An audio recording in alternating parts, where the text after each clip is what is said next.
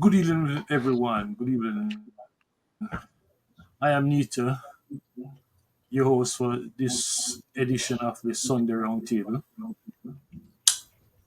This week we have Anthony Hilton, MP for Western St. Andrew, the PNP representative for that area, and along with Tony Hilton, we have the usual suspects: Brother Patrick McCarthy, Will Rattigan, Herb Nelson, and Las Crawford. Brethren, last week we look at Golden's speech before the People's National Party 85th Congress, and we sort of dissect it. We asked a lot of questions, and some of the questions we didn't get any answers because I'm not a member of the PNP, so I couldn't give you the information you want. And we agreed that we would reach out to Mr. Hilton and let him talk with us. The topic before us is the PNP. Is it the same old song or a new direction? Mr. Hilton, your party had a successful conference, I would say, based on the feedback. But some of us think that nothing changed. I, for one, said to my brethren last week that golden speech sounded like something I heard before. Nothing new. Of course, I credit him with raising the issue of the recall, the mechanism. But the dominant sentiment from the discussion last week is how all of what he's suggesting gonna be paid for. And that's a critical question the Jamaican people been asking. How all of that going to be paid for?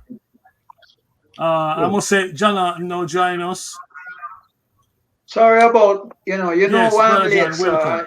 So the yeah. question,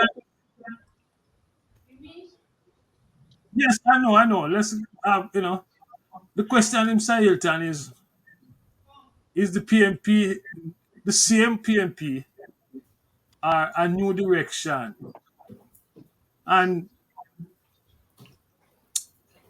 to discuss that, we're also going to include some phone call from our listeners because currently we have 41 listeners online, and sometimes that figure move up to 300, 400, and we want to invite the audience to ask you some questions and hear from you. Is the PNP different or is it the same old PNP? I'm sure my colleagues have questions that they want to ask, but how about So, start with that question? Well, PNP, same but we can't or see him, different? we can see Mr. Hilton, or it's only me can't see him. no, No, there's he's some problem having he's having, John. problem. We have some Oh, tech issues. We have some tech issues, John. Yeah. oh, John, Let me can you start. sit back so we can see?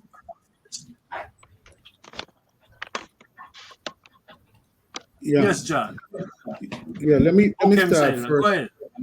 Yeah, let me start first by saying the PNP is the same in respect of its philosophy and its ideology. Its philosophy is rooted in its constitution and its approach. So it's not a different party in the sense that it's a new party that was formed. What we're talking about in terms of new directions are new policy prescriptions. And in that sense, what the party leader outlined at the conference was some directions in which the PNP intends to govern and to take the country should it be elected should it come to office in the next general elections. And as you've said, you have dissected the speech last week, and therefore on this platform are very familiar with the prescriptions, at least some of them, because in a limited time frame, these are simply some priorities um, that he chose to focus on. But the menu of ideas and policy approaches are rich, and we believe are different from what the current administration is pursuing in some important respects. So, for example, I mean, it is very clear that what this administration is pursuing is not just fiscal responsibility, because the PNP, in the last administration of which I was a part, we put in place a fiscal policy framework. We enshrine it in law, and therefore ensure that what we're working with is not simply um, a set of policy ideas that can be easily changed. These were inscribed in law. And therefore, it's not just the issue. You start from the premise that the both parties understand the importance of fiscal responsibility. So that shouldn't be at issue. The issue is whether there's a sufficiency of planning and policy ideas that could ensure that having maintained macro stability, that we can move on from there to ensure sustained growth in the economy with employment and with real wages or livable wages among the people. That we believe is a big issue. And this administration has chosen to focus on debt reduction at a time when we have established a trajectory in our debt reduction strategy. That has been going well. The administration has chosen to enhance that and to focus on speeding up the debt reduction at the expense of some other critical program, particularly in the social arena, that we believe is critical if you're going to not only balance the books but balance people's lives in a way that you have social cohesion in the society. So I think what you would have heard from the party leader speech addresses those issues and the ideas for policy prescriptions that the PMP is currently pursuing.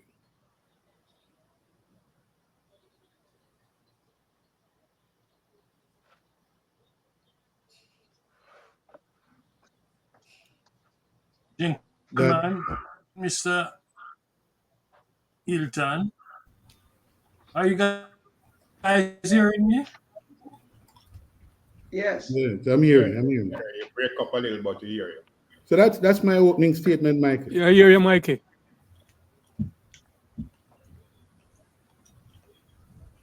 You say, Lutan, if you may, can you expand a little more on that Not seeing you, Mikey. debt reduction issue Yeah, when you said expand a little more, I mean the debt reduction is in terms of the main difference that the PNP would bring as against what the current administration is doing, because you mentioned that it's something the PNP had already outlined from the previous administration, and this administration took it a step further and emphasized on the debt reduction at the expense of other programs.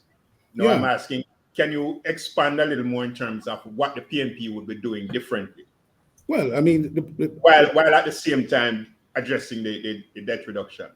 yeah. Well, as I've said, a debt trajectory, a debt reduction strategy was in place and agreed, came to the parliament and was blessed and agreed, and both sides agreed that there's a need, debt reduction is important, that we'll follow a certain pathway that have us reducing our debt up to around 60, about 60 percent of GDP in or around 2026.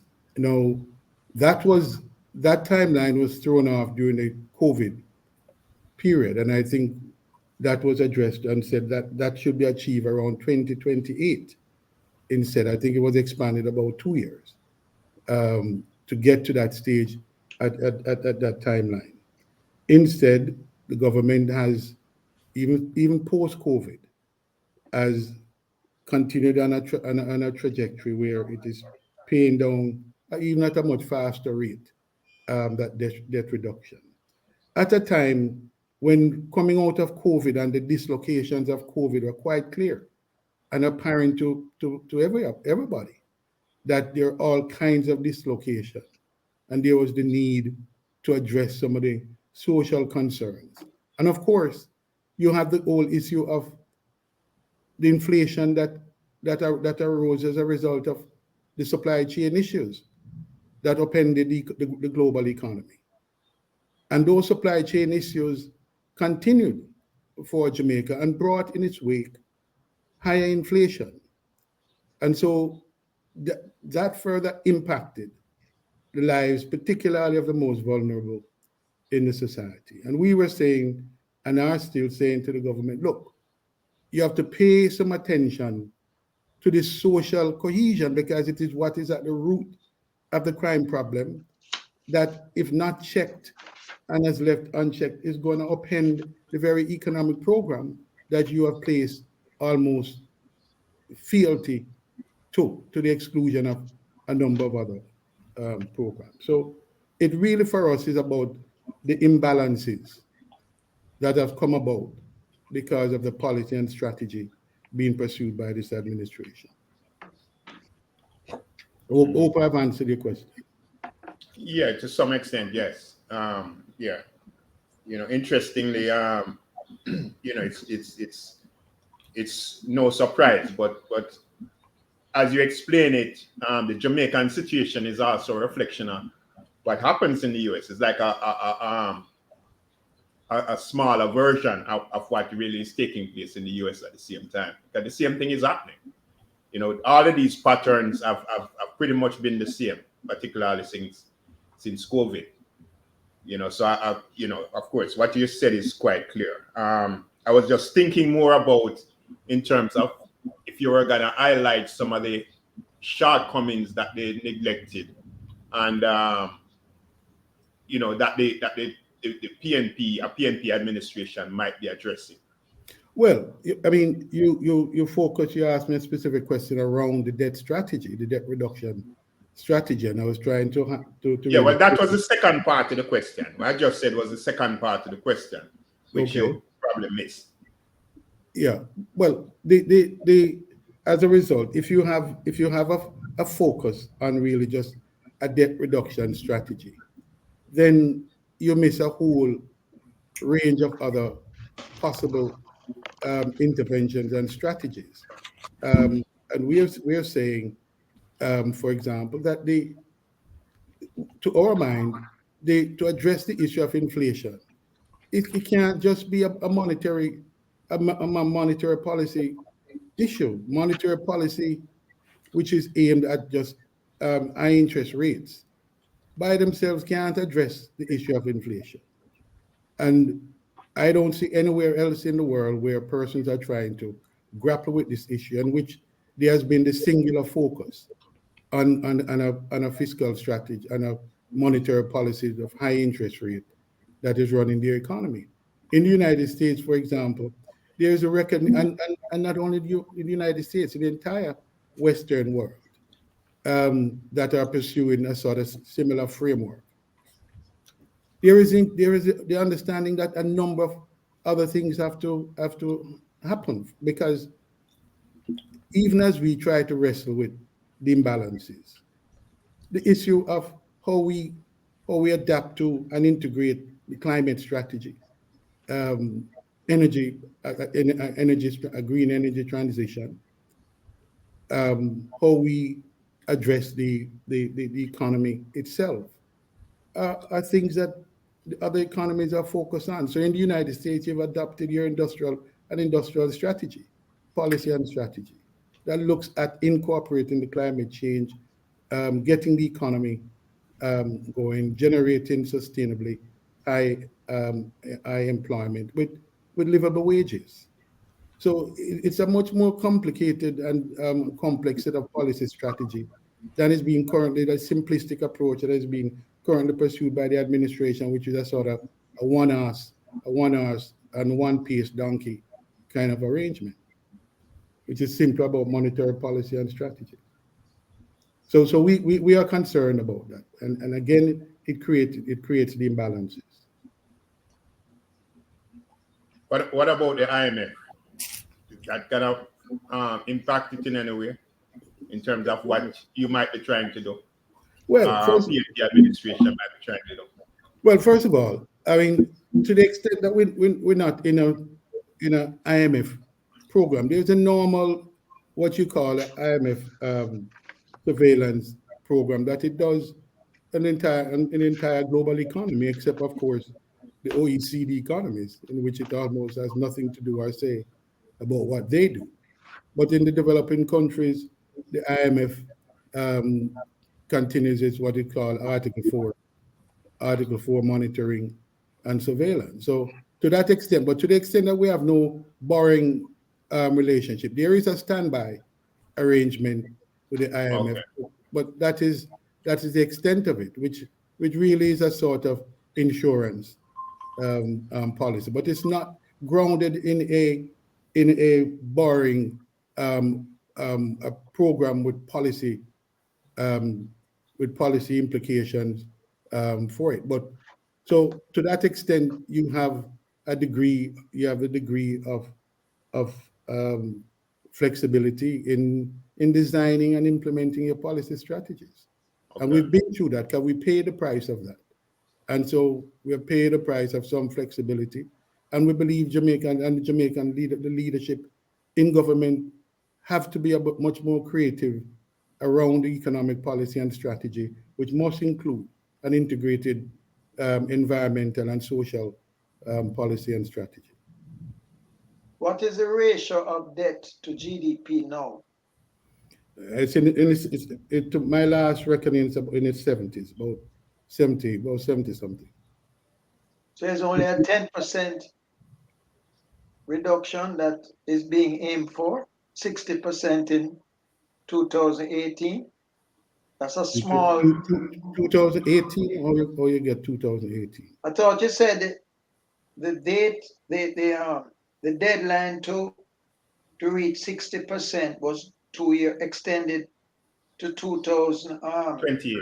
2028. I'm sorry, 2028. 28. Yes, 2028. Yes. But it can't be 70 now. It must be more than 70. No, it's in this year. That's what I'm saying. It is 70 because they have proceeded on an expanded and an accelerated debt reduction strategy. That was a central core of my argument. Okay, so it's only 10% then by 28.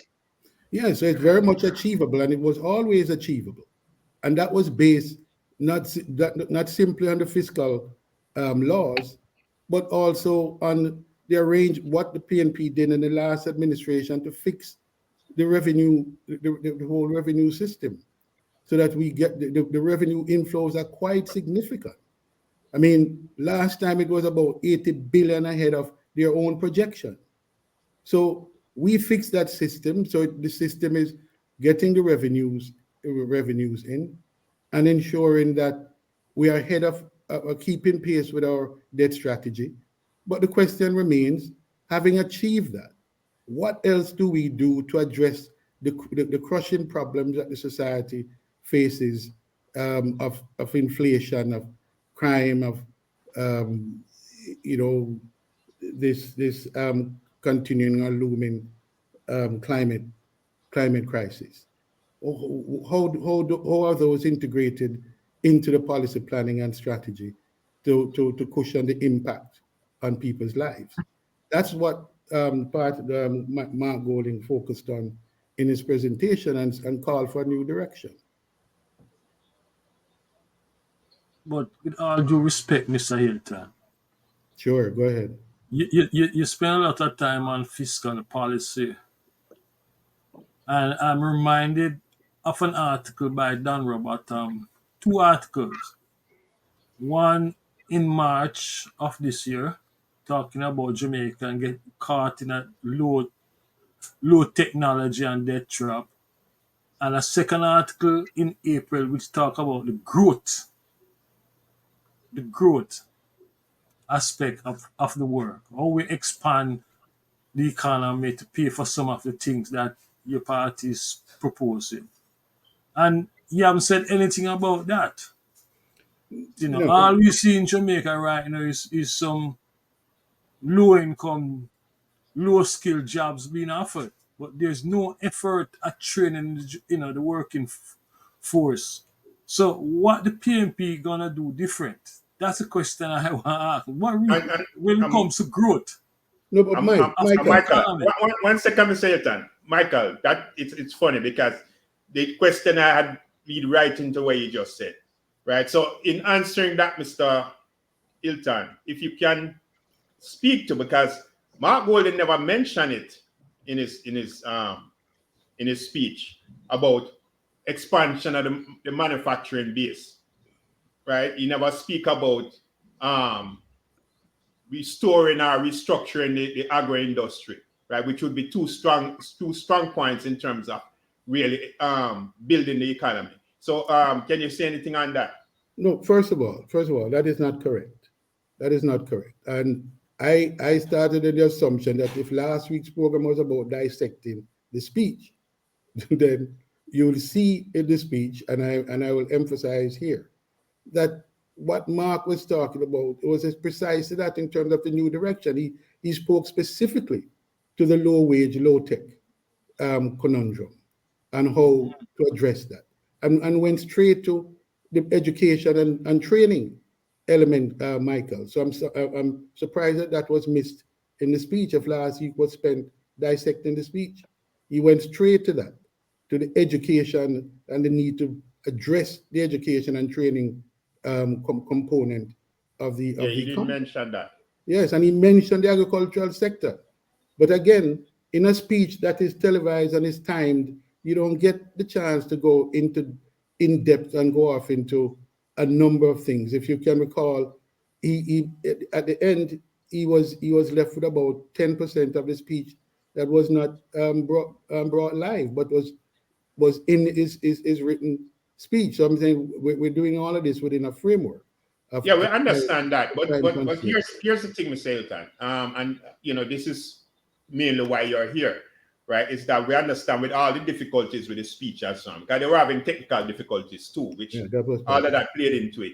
Right. So we are hoping that you can probably expand on some of the things that he said in the speech, if you can, or bring out some of the highlights which we never quite get from No. the speech. I'm quite prepared, but I'm saying we can't start with some false premises. He did address the issue of low wage and call for a Yes, new I heard direction. that. I heard that. Yeah, But and call for a new direction in the economy. And I said he went straight to the education and training component, touched mhm. on some the issues of agriculture, touched on the issue of technology and innovation. That must be a critical part of it. But it all starts with the education and training system. So it so in other words, if our position simply is this: the focus cannot simply be on monetary policy and debt reduction. It has to be a much more creative mix of policies that is going to seek to address the conundrum that we find ourselves in and the social crises and environmental challenges that the country faces. And it's that mix of policies and strategies that he attempted to speak to. And I'm here to answer any questions about that.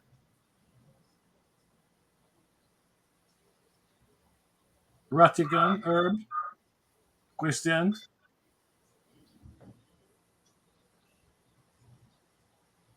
I have a question. Okay. Right. It might not.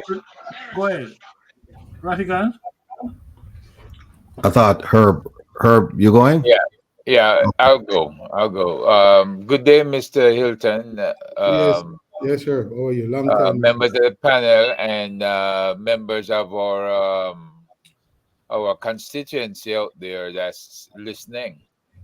Um, One of the concerns, Mr. Hilton, in a lot of the different programs I've been doing is how can we be as a nation, a small nation, and our people living at the poverty line, a lot of families cannot afford to feed themselves adequately. There's food insecurity threats, and when you take a stock, it goes beyond the food insecurity. We heard that the bauxite is the court lifted the injunction, and the bauxite was on its way back up, but we don't see any profits being made on the website at Ministry of Finance.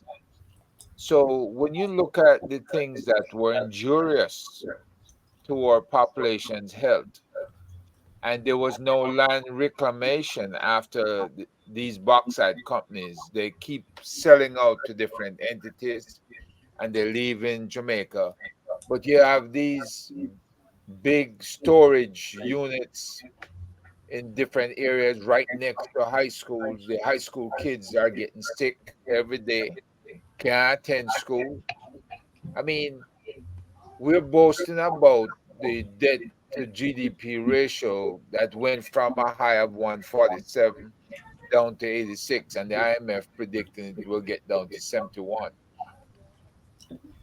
How can we be boasting about these things when we are at critical mass with food insecurity and the medical issues that exist in the rural areas where the bauxite is still being dug up and creating problems for the residents?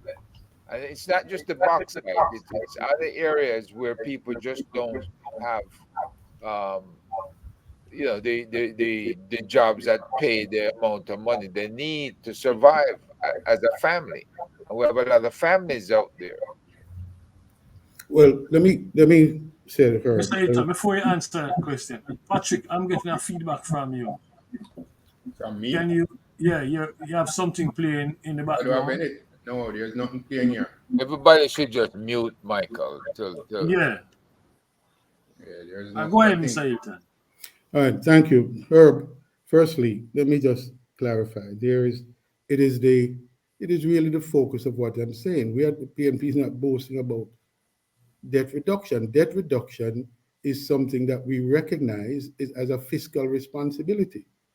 And I repeat, that will remain, or our focus on the fiscal responsibility will remain, and that is ensured because it's not just a matter of policy; it's a matter of law.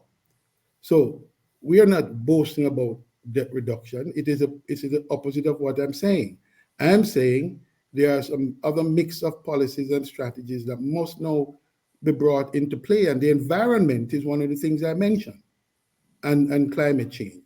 And you're pointing to one of the challenges that is real and has now to be addressed. And that's a long-standing issue around how we deal with the whole matter of the extraction of bauxite in the ways that we do and in the places that we do, and in a way that ensures that there is some recognition, more profound recognition of its impact on the health and the livelihood of the overall economies, and particularly in the communities in which that activity is centered. So a debate, the People's National Party has been raising the need for a debate, and there have been uh, motions move, resolution move to address, to have a serious debate in the parliament about the directions in which we must go in respect of the sustainability of the mining operation. In fact, there have been lawsuits brought um, to the courts to intervene in this imbalance, to address some of those issues. So that I don't know about boasting about this, and we have said, and I've outlined my brief outline, I've said that the environment and climate change is one of the new directions in which we are saying the country must go. So we share the concerns as you raise them, and I don't know that, to make the point very clearly, we are not boasting about debt reduction. Debt reduction should happen as a matter of fiscal responsibility. and that's in the law. That's the point I'm making. The question was asked if it's only 10% and why and why it's only a few um, few percentage up, few percentage out. And I agree and said it is that way because we're way ahead. We're steaming ahead on debt reduction. So it is the strategy of this administration to focus on purely fiscal and purely monetary strategies and dealing with those macro issues, while it's the micro issues affecting communities and peoples are left um, for resolution and for answers. I have a question, Mike. Radical. Yeah. No, no, go ahead, Lars. I want to thank Mr. Hilton for being here. I want to say I appreciate Mr. Hilton still making himself accessible. Give him a lot of credit for that. My question, though, is on the constitutional reform. I noticed that in his speech at the conference, Mark Golding, he said two things the PNP would be concentrating on in the constitutional reform. One, the PNP would focus on Jamaica becoming a republic, but also pay some attention to Jamaica making the Caribbean Court of Justice the final appellate court for the country. I want to ask you, Mr. Hilton, Mark Golding did not say that the PNP would be pursuing a strategy of comprehensive constitutional reform as the people are asking for at this time. Is it that he did not express it in that way, or is it that these are just the two focus of the party when it comes to constitutional reform? Well, let me reassure the audiences. And declare that I'm a member of the Constitutional Reform Committee, and it's in that committee that the PNP strategy is clearest. And I think Mark Golding and the PNP have made it clear. Well, first of all, constitutional reform has been a PNP issue from the 70s, consistently, through to the 80s and the 90s, up to the 90s, when the Joint Select Committee addressed this issue in the last formal iteration. So let us be very clear that that issue of constitutional reform is a PNP issue from day one and remains a PNP issue.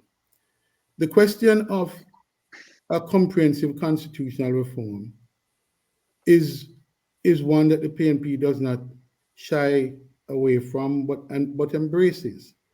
However, this administration, as it's one government at a time, it has won an electoral mandate, in fact, an outsized electoral mandate, so that we have a majority, it has a majority of 49 members, we have 14 in the opposition, but 14 strong, very strong.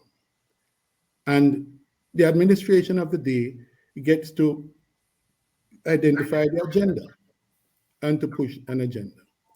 It has stated what its agenda on constitutional reform is at the moment. And the way it has expressed it is that there's a recognition on its part that comprehensive constitutional reform is needed, will be pursued, but in phases. That's the way it has been expressed. So phase one, it is focused on the monarch replacing the monarchy as head of state, the British monarch, as head of state, and replacing him with a Jamaican head of state. It has addressed the issue in that it chooses to address those issues that require a referendum. And those are set out in the Constitution very clearly as to what those issues are. We have said, the PNP have said, it is incongruous, it doesn't make sense to remove the monarch and to replace the monarch, but leave the monarch's court in place. Because it doesn't make sense, it's not logical to us, nor is it feasible. Right now, we don't have justice in its fullest sense because our final court of appeal is a Privy Council. And only 3 or 4 cases per year on average get to the Privy Council. Now, what kind of final court can you have in the world where there's only 3 or 4 cases after hundreds of cases that are appealed in our court of appeal? Only 3 or 4 on an average get to the Privy Council. And usually those are criminal matters. And it's not that there aren't fundamental issues affecting people's civil rights and civil matters, including commercial matters. The simple fact is that it is too expensive to get to the King's Council, the King's Privy Council. And the matter is made more insulting and painful for us because we are the only country that requires a visa to go to London, to go to petition the King in his Privy Council. So we have said, if you're going to remove the monarchy as head, which we support, then remove the court. Because you cannot get rid of the monarch, but yet is appealing to the monarch's court for justice. In a circumstance where it is really effectively denying justice because it's too expensive, it's inaccessible, and you have to get a visa. And to get a visa to go to London is no simple matter. And that includes not only the claimants or the litigants before the court, but the lawyers have to get visas to go to court. Now, I don't know. My sense of Jamaicanness does not allow me for that to sit still with me. Me upset about that, me personally, and we upset that can't be right. And so we have said that issue, if you're going to move the king and the thing, you move the court and give the people justice. And the Caribbean Court of Justice is in place and functional. Mr. Siaga, who was a previous leader who set out their ideology for the Labour Party, has said at the beginning that, well, it is too new and he want 15 years to see how it works. Well, it is 17 years, and by all accounts, the court has met the gold standard by the international community in the quality of justice, the timeliness of justice, and the accessibility of justice. And yet, we can't get an answer from this government as to what is its clear position on the court. All they're saying is, niet, niet, niet, and you say, well, why? And they can't tell you why. So, and Mark Golding went further to say, sir, that the issue of impeachment and recall is also a matter of an accountability, also a matter of fundamental importance, and should be addressed in the constitutional reform in the way of a recall. So, yes, the PNP believes that the Constitution, the 62 Constitution, is an old Constitution and is not responsive to a lot of the issues of concern to the Jamaican population at this time. Thank you. And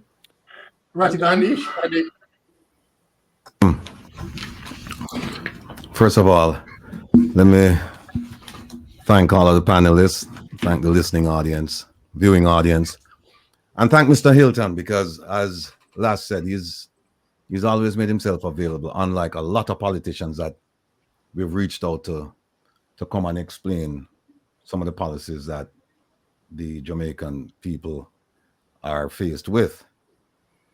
Now, having said that, Mr. Hamilton, I have about a half a dozen questions. I realize that time is of the essence. It's at a premium and I can't ask all of them. So I'm at a quandary right now. I'm trying to think which one to ask. But let me just ask it this one as a follow-up to the question posed by Lass. And please indulge me if I go a little bit long with the explanation. I'll try not to because I want to get to the question, but I need to just set out a little bit of the background. Now, in the speech, the opposition leader mentioned he mentioned removal of the monarchy as the head of state. He mentioned the Caribbean Court of Justice.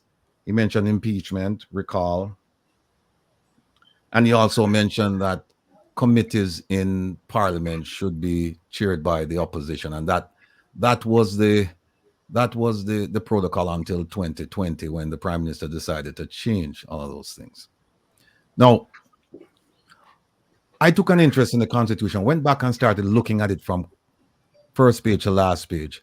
And it's abundantly clear to me that this was not a constitution designed, created, implemented for the Jamaican people. This was purely a matter for the Crown to continue with its operation of Jamaica, but not on a daily basis, but through the real brogad, I call him, person called it Governor General. And about a week ago, I went through the Constitution and explained to people that the person with the real power in Jamaica is the Governor General. He may not exercise it, but constitutionally, the power is there. The question is this: because that Constitution was not written for us, isn't it a bit? Isn't it a bit a half-hearted effort then to kind of create something for the Jamaican people when we know that this is going to take a lot more work than originally thought? In essence, if your house are popped down, sometimes the best thing to do is to just demolish that house and come up with build something, a brand new structure.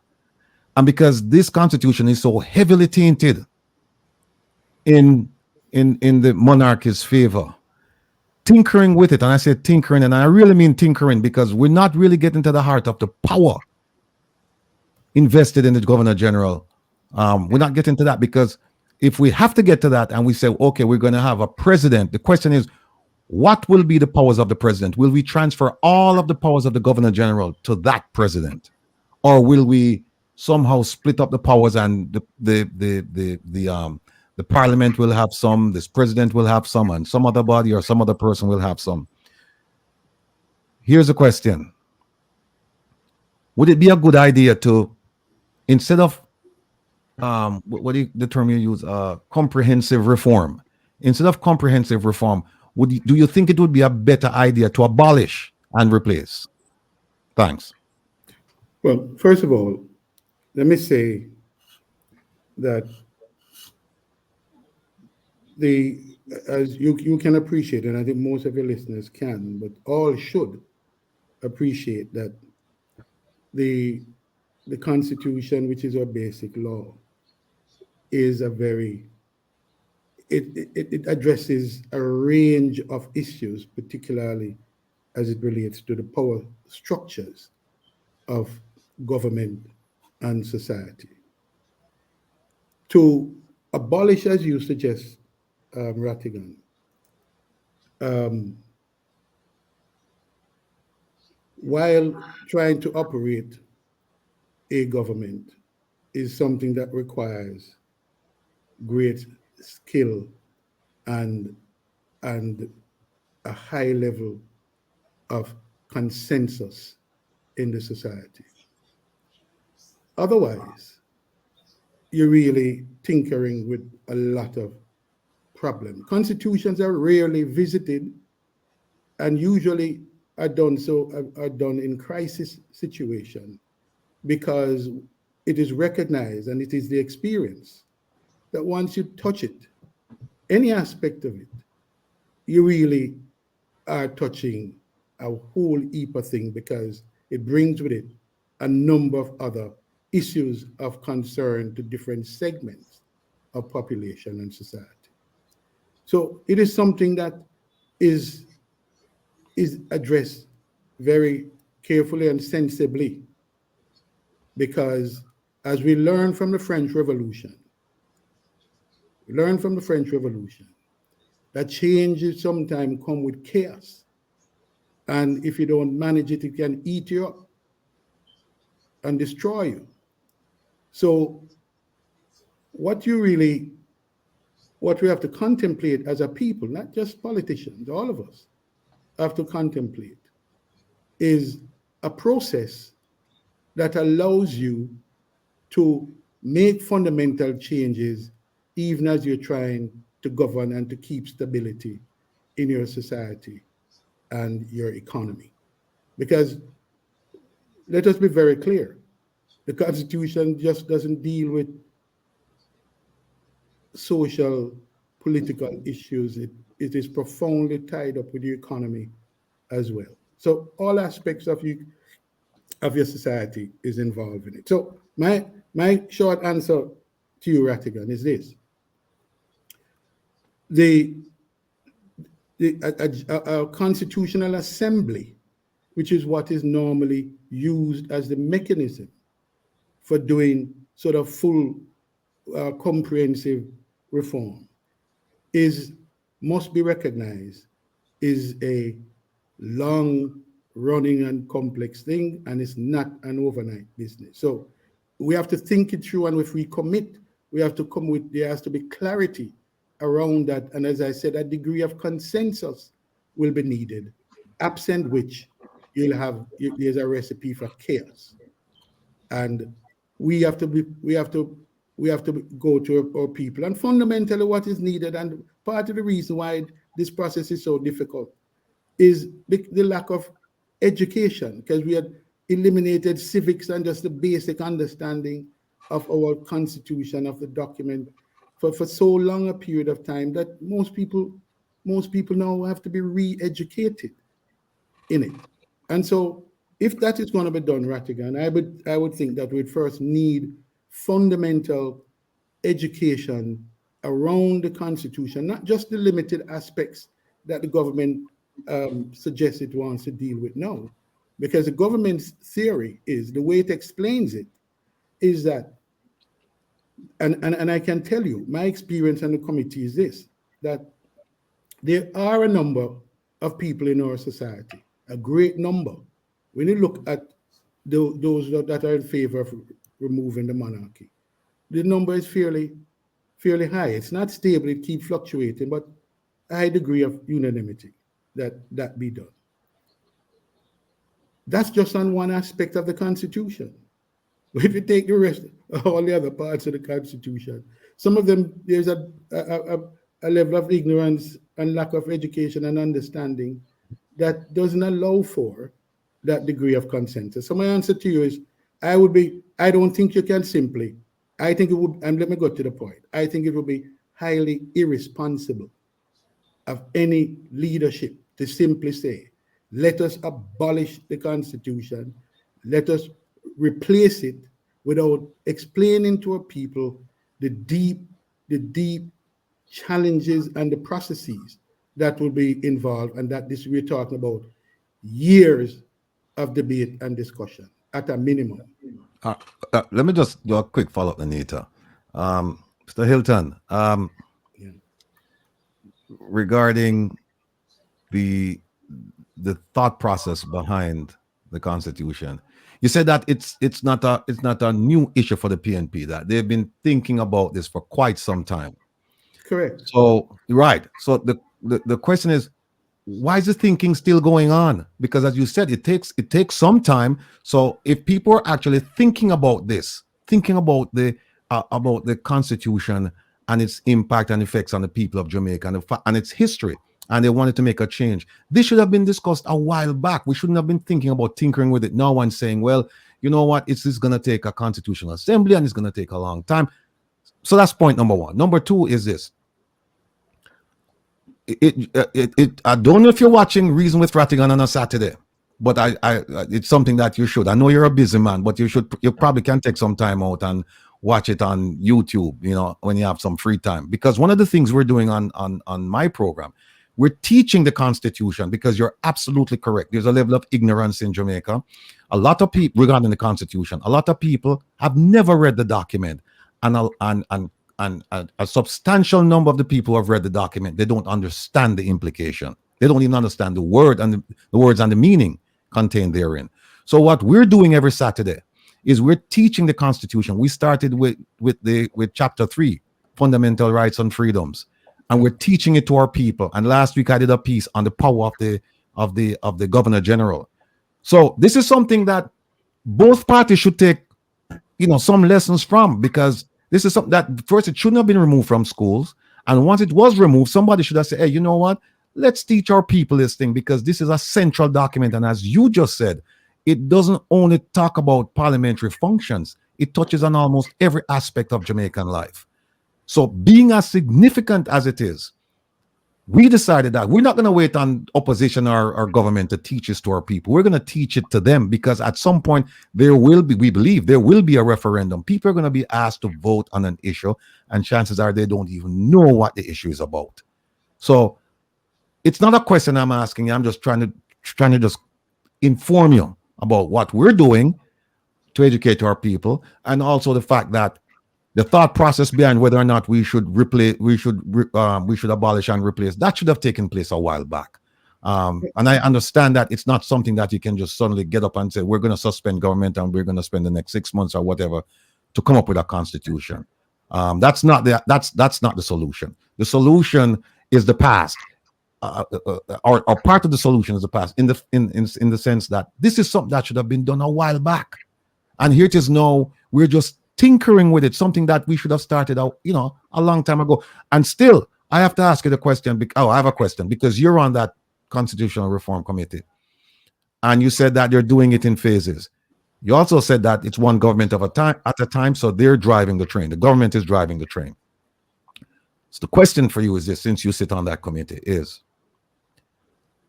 as a committee, have you decided what will this president look like, and what will his powers be? Will he assume all of the powers of the Governor General right now, or is there a mechanism to distribute the power between the president and other parts of the government?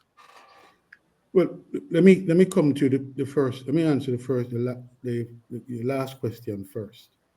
There is a subcommittee of that committee, of which I'm a member, that is dealing with this issue of the powers of the president. That subcommittee has just started its work about a week ago.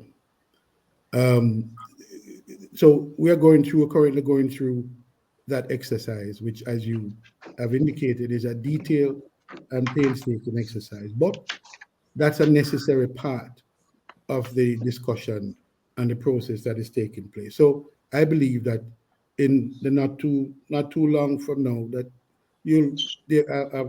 a recommendation, a set of recommendations will be made to the full committee, which will deliberate on that and then come forward with their own recommendation in this process. So yes, that is something that has to be addressed, or the powers of the Governor General, which in many instances and in many senses is a power of the monarch, that will have to be addressed, and how those powers gets distributed and allocated. So yeah, that's a process that I just started. Let me just say though, that first of all, I want to commend you on that process, because I think it's needed, and I also agree that it shouldn't be just left up to government. I mean, and if civil society, if persons like yourself and others, seeing the need and understanding the need for that, attempt to fill that gap and that void, then you ought to be commended, and I want to commend you. And when I do get the chance, I will catch up on a couple of the sessions that you're having. But having said that, one of the things you will point out, I'm sure, Rattigan, in the process, is that Jamaica, having gotten its independence first in the Commonwealth Caribbean, English-speaking Commonwealth Caribbean. It many times there's a price to be paid for being first. And I think our constitution, the constitution that was negotiated for our independence in London, was unnecessarily cumbersome in bringing about changes to that constitution. And you will agree, and as you recognize, you cannot make any fundamental changes in the constitution without a very involved and complex process. And the reason, having said the PNP has been driving this process from the 70s, the reason it has never come about is because all it takes is an opposition leader, as Mr. Siaga was, who was simply opposed to it. And all he has to say is niet, niet, niet, niet, meaning in Russian, no, no, no. And that's what has happened for decades in this process. And the Constitution, as you said, from time to time, after you pursue the Constitution to a certain extent, at other times you get almost weary because there are other issues,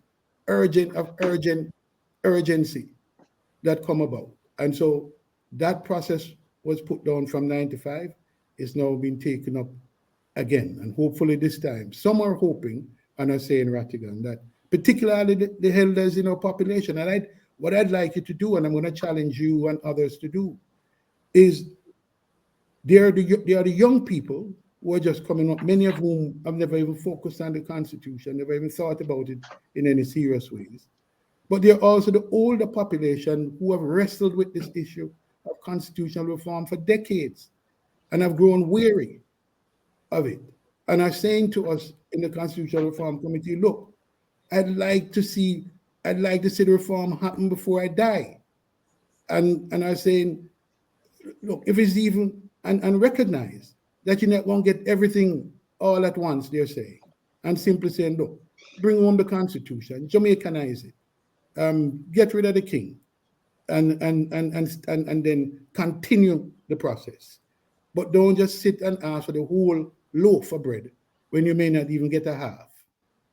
Get going, build a momentum into the process, and hopefully we can take it to its logical conclusion step by step.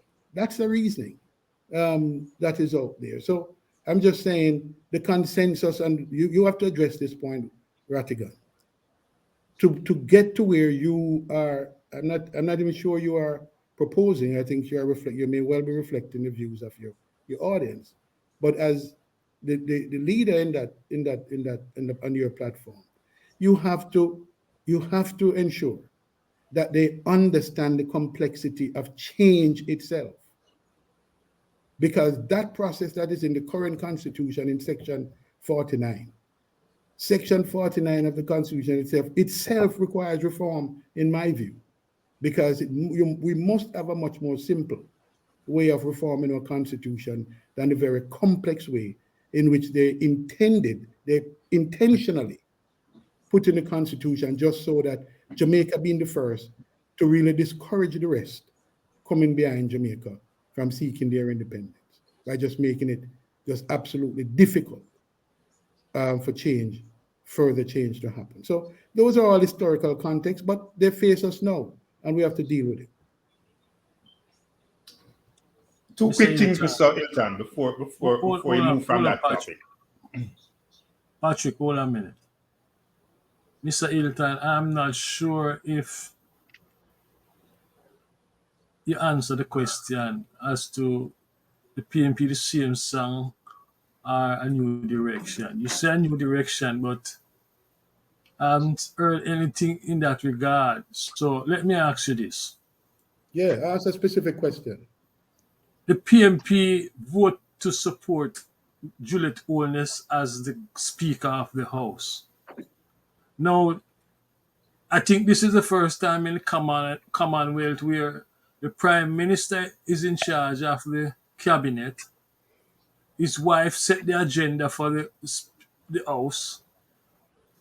What is the logic of the PNP supporting that sort of structure? Well, first of all, it's not a logic of supporting structure. the structure as is until the constitutional reform is effected. Then you have to manage and address the current system. And the current system is simple, that someone who is not a minister of government, which the prime minister's wife is not, should be elected from the parliament. The, Okay. the majority is what it is, and they propose, they nominated and put forward Mrs. Holness. Now, the PNP's the PNP's attitude could be, well, we're not supporting her, but who? And then let me just tell you, the government of the day has to continue because people's lives. In America, you're dealing now with a shutdown of the government. You just escape it by the skin of your teeth. We in Jamaica can't afford that. You have institutions in America that can well operate, and even then you're panicking about the shutdown. We can't afford a government that doesn't work in Jamaica because people's lives, daily lives, depend on it. So you're saying that the Speaker of the House is essential to the functioning of the government? of course it is. That's why Miss Holnett had to be the No, that's Speaker? not. No. That's not what I'm saying. I'm saying you asked me a question: why the PNP support? That's the question you asked. That's a real question. Yes. Yes, and I'm saying to you that there's under the current system, what did the PNP would do? Elect who? You need to answer that. You need to consider. PNP could have make a statement by voicing opposition, voting And opposition rather than going along with that suggestion. They had that option, right? yeah, but this is not the new direction that we're talking about. Okay, okay. This is not the new direction. This is the issue. The issue is raised that, well, it is a conflict, but there's no conflict of interest in the sense. There's no conflict of interest. When matters come to both the prime minister and his wife are in the parliament. That's a fact. People elected them to the parliament, right? There are other. So if I follow your logic of what you're saying, any relationships should be opposed and immediately introduces a conflict.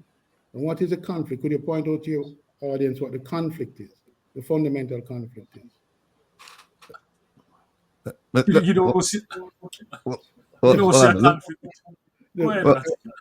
no, Mr. Hilton, I don't know if Patrick want to jump in, but Patrick, Mr. Hilton, quick question. Yeah. Speaker Marissa Dalrymple Philibert resigned. Dalrymple, sorry, resigned as a result of the Integrity Commission's investigation and Charges request for against. prosecution. Right. Now, if it, and I know this is a hypothetical, and I know you're not a man given to hypotheticals, but I'm going to see if I can catch you, if I can get you for just squeeze an answer out of you on this one. You remember he's a lawyer, you know. Yeah, I know. But Mr. Hilton, if it turns out that she's one of the six, well, first thing is this: now that she's a speaker, will the PNP continue to ask for the release of the names? And if it turns out that she's on that list, will the PNP ask for her to resign? Well, first of all, if you watch this very sitting that Michael referenced, the moment the speaker was in the seat, we asked for the release of that information. So the answer, we asked the question. We said we asked the question because we honestly don't know. We said the report that mentions the investigation. Did this report? Well, we asked, when is that report going to be released? Because we want to see, right? No, we don't know as of now whether that report identifies the six. We don't know. So by asking for the report to be tabled, we will know. The speaker then said, look, I've just assumed the speaker's chair just this minute. She will have to look into it and report to the parliament on Tuesday coming. That's a reasonable response. Will PNP is not going to get up and say, "Well, come out of the chair," because I mean that's a reasonable response. She just assumed the chair. She said, give her a week to come back What, to the what, parliament. Mr. So Hilton, Mr. Hilton, listen, the report was provided to 4 people in Parliament. Based on my reading of it, the report was provided from or provided by the Integrity Commission to the clerk, to Mr. Senator Tom Tavares Vincent, to Speaker The speaker. Dalrymple, and also to this current speaker. So, no. did Be you see careful. it? Did you see the report? No, be careful. No. I'm talking about. I have now to address what the Integrity Commission says, and I think where you may be confused, and we have to be clear, Wilfred, is the report on the speaker Dalrymple was exceptionally provided to the fore, and the Integrity Commission explained why it followed that unusual procedure, because the Who normal are the four? procedure, Who are the no, four? the four that Wilfred just listed, Okay. the speaker and the clerk and the deputy speaker, right? Okay. But that is in respect of Marissa Dalrymple's report, and it go on to explain that the reason they did that was because the speaker herself was a subject of the report, and that she may want to recuse herself. They were very careful in what they have to say. So my point is, the normal procedure, Wilfred, is that the report from the Integrity Commission goes to the president of the Senate and the Speaker of the House. Those two, and those two alone. So the report containing the investigation around the six went to the Speaker, the former Speaker, and the President of the Senate. Mrs. Holness' response when she was asked about the report, she said, well, she just assumed the chair give her at least a time to look at her brief and come back on Tuesday. So Tuesday will come. Okay, Mr. So Hilton, then, Herb, just a quick one here, Michael. The husband of the speaker, as was implicated by the Integrity Commission, as not having, well, his last 2 filings were rejected. And I don't know if we have a joint tax filing system like we do here in the US, in Jamaica. Because if his filings have been rejected, then you have to assume that his wife's information is tied up with his. We see where the wife um, and Garvin and the PM himself own a finance company together, and we also see clearly where they're in business in the construction arena. And 34 contracts was pushed to Garvin by the PM inside and outside of his area of responsibility by him. In other words, he was encroaching on somebody else's territory. If all that is what the Integrity Commission has published, how can she escape any other implication other than she is probably the accountant or the brains behind the scheming that was going on since 2005? And how can they escape not doing the same to her that they did to him early on? So, I mean, if I had to give another parallel example, is those people who lost their visas and are trying to get it back, the U.S. government won't give it back because, and in the case where they took the wife's visa, with one exception, of course, where they took the wife's visa, they won't give it back because the wife should have been aware of what the husband was doing, and it makes sense. But as a analyst, you know, when you track and trace the family's wealth and the family's involvement in chicanery, that, yes, the wife usually knows, but they went exceptionally further because they also took visas from the children. So the children are old enough to know that some fathers were up to no good. And so they took their visas as well. So in other words, they're telling the children and the wife, you should have reported your father or your husband.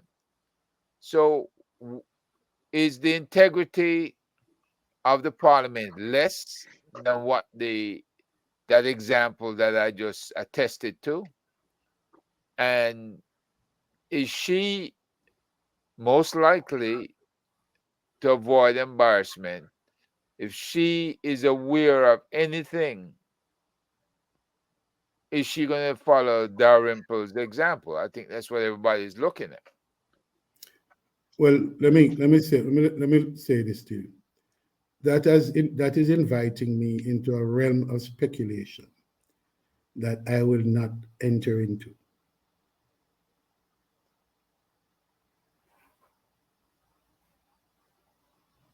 I mean, this is I'm using the Integrity Commission's report now that they publish against the Prime Minister. So that's not speculative. I'm just giving you the paradigm. No, my friend. Listen, you have a little more experience than that. You started there, but that's not where you ended. By the time you ended, you've taken me to about 3 or 4 different levels of speculation. And I'm simply saying, I am not going to enter on that reference today.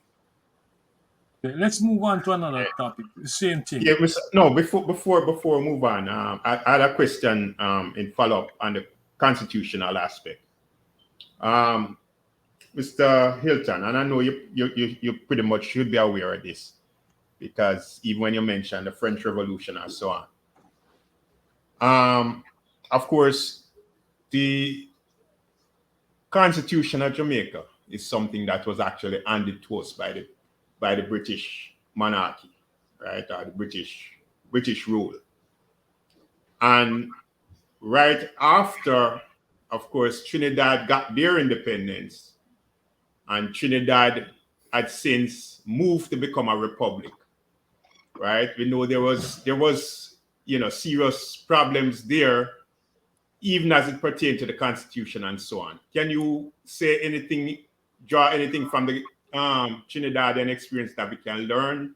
That's one. And then two, the other aspect is, I don't know how many people are aware of this, but that the British does not have a constitution, and they have wrestled with a constitutional issue for centuries. Well, it is true that the British doesn't have a written constitution, but they are very steeped in their convention. They have, and this is how the common law began. So I'm just saying to you, my friend, it is not the same. It is not the same. They have centuries of conventional matters and dealings that they abide by. We don't. And we didn't have in 62. And therefore we couldn't rely simply on those conventions. Since then, we have dealt with a number of statutory, we have legislated on a number of issues, and we have developed our own practices, and I would say some level of convention. So, yeah, but it's a different period. So, Understood. Yeah, they have chosen not to enshrine it in a written constitution, and it has its pluses and its minuses. Yeah. Anyway, going to the Trinidad. Question, Mike. Going to Trinidad. No, you're still answering the question. Yes, I'm going to Trinidad. Right. As I said at the beginning, when I referenced the Constitution, Jamaica was the first in the English-speaking Commonwealth to get its independence, and it meant That's right. And it meant we don't have republic yet. Yeah, but it meant that, and this is, and I hope you, and I'm glad you put that in the background, because this is the point I'll reiterate. When when we settle the constitution, those negotiations, being the first have its plus, but it also have its minuses. And in this case, being the first, went through the most arduous, the most difficult set of negotiations. And it wasn't, as you said, simply handed to us. It was a process of negotiation where the monarch, which had full reign over colonial Jamaica, they didn't come up overnight, and they gave way because of the resistance and all kinds of, and the difficulty in the post-war period faced by the British. So it's a number of, so the context in which that independence came about have to be appreciated. So what's my point? My point is that being the first meant that we had the most complicated of the constitutions. I mentioned section 49 of the Constitution, which sets out the reform process. And no other Commonwealth Caribbean country, by the time Barbados came to independence, they didn't even have to go to referendum. All they had to do is to have a consensus in their parliament. So I'm just making the point that because we were first, we have gotten we have gotten the most complicated, the most difficult to change constitution of any of the Commonwealth Constitution, including Trinidad, which came after us and was the one that came immediately after us, but we're able to get better terms because we had been dragged through the mud and the coal and beaten up on. All right? No. Even so, yeah, there are some things we in this process that I'm involved in. We reference a number of constitutions from the English-speaking Caribbean to several other constitutions, including the Trinidad Constitution. And there are some lessons we're learning and some things we're drawing on to deal with the issue of saying the president and what the presidency could look like, for example. They have their own approach. Barbados have their own approach. But one of the things that we learned is that the Trinidadians retained the Privy Council. Why? And people are saying, well, if Trinidad retained the Privy Council, why can't Jamaica retain the Privy Council? Well, Trinidad did two things. They didn't retain it in the form that it currently is, as simple as a Privy Council, but also the Caribbean Court of Justice did not exist, nor is Trinidad imposed, nor is a visa to go to London imposed on Trinidad. I rest my case there. Mr. Hilton, I listened to you on the speaker position. Personally, I think the PNP sent the wrong message by supporting Juliet Holness as speaker, because people gonna say, well, I see there, the whole politicians protect themselves and the whole them are the same.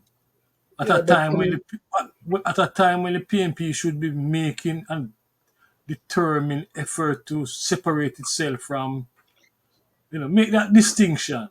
But my question, and I really want to get No, to. Mike, let me address it. Let me address something. Let me just say it quickly, Mikey. Go Again, let us appreciate. I mean, part of our job, all of us on this platform and elsewhere, we have to help educate our people. We can't just follow back at them. We have to help to educate, like Ratican is doing on the Constitution. Let us help lead and explain rather than jump into what's popular. The fact is that it's simpler convention in the House. When you break rank against this speaker, whoever he or she is, whatever happens to the speaker now, will happen. It's a matter to come. But we haven't been elected, and the PNP can't nominate another one. It won't be elected. I'm just saying, there's a simple convention and that operate in the House that makes sense when you try to have a civilized parliament and to do the business of the people. So that have nothing to do with PNP agreeing or disagreeing. We never nominate her, but having been nominated and we can't nominate anybody of who won or wouldn't, then what's the point? What are we gonna do? Have a hung parliament and we get no business? We can't have a hung parliament in the way you have a hung Senate House and crash your system. Mr. Hilton, it would not. There would be no hung parliament because the JLP is the dominant party in the parliament. All I'm saying is that at a time when the PNP should be making an effort to distinguish itself from the Jamaica Labour Party, action like this only reinforce certain perception the people have of the politicians. Okay, see, they look after Well, each answer your other, question. regardless of what happens. Well, let me just say Go to you, ahead. Mike. I just say to you, Mikey, and others listening. I think there are more substantive things the PNP can distinguish itself on, and we should go about the business of not majoring in minor and just dealing with what is it we know is the people's business. All right, well, let's move on to this one then. Yeah. And Mikey, Grassroots I have democracy, community council. How the PNP remains silent on this? They mentioned the recall mechanism. Now there is a poll making the rounds since this week about people 2 terms and politician and all what have you. What is the PNP position when it comes to the issue of grassroots democracy, empowering citizens to play a much bigger role in their community? Well, those position is very clear, Mike, and it has not changed. It simply has not changed. And what there may be different names, because let me tell you, Okay. we can engage in some Cold War discussion about what obtained then and what you call it now. But it's not about what you call it. It's about how it functions. Because as Mao Zedong said in respect of China, when they asked him, well, why are you changing your system to embrace the market economy? Mao Zedong answer was simple. He said, I only have one question to ask. Can it catch mice? If you ever can it catch the mice? Does it work? So I don't want us to get hung up in labels, whether you call it community council or you call it something else. What we are aimed at is the citizens in their community engaging, and this is why we created the PNP under PJ Patterson, created space for non-governmental organizations, NGOs, right? And it's for community at the community level. In my constituency, I give preference to community organizations that are legitimate community organizations that are grassroots, that are built by them, not by the MP, but by them. And they will tell you, once they petition me to say, look, MP, we have something we want you to come and meet with us. I go and meet with them. So I'm just saying, and that is still our philosophy, that space should be created for non-governmental systems and organs, whatever you call them. You may call them community council, you may call them committees of whatever kind, but once they're genuine grassroots organization, they have a place and a critical role in the body politics, and they should be listened to and serviced by the members of parliament and councillors. and the Any question, question? I have a question. Yeah. Mark Golding in his speech mentioned about social transformation. He mentioned about things like the peace management units and, how to deal with some aspects of the crime and what's driving the crime in the communities. I want to ask you, what will the PNP be doing in terms of infrastructure development in the inner city areas,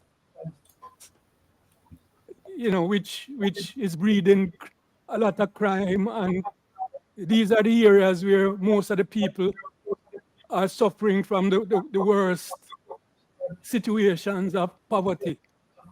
How will the PNP be dealing with those issues?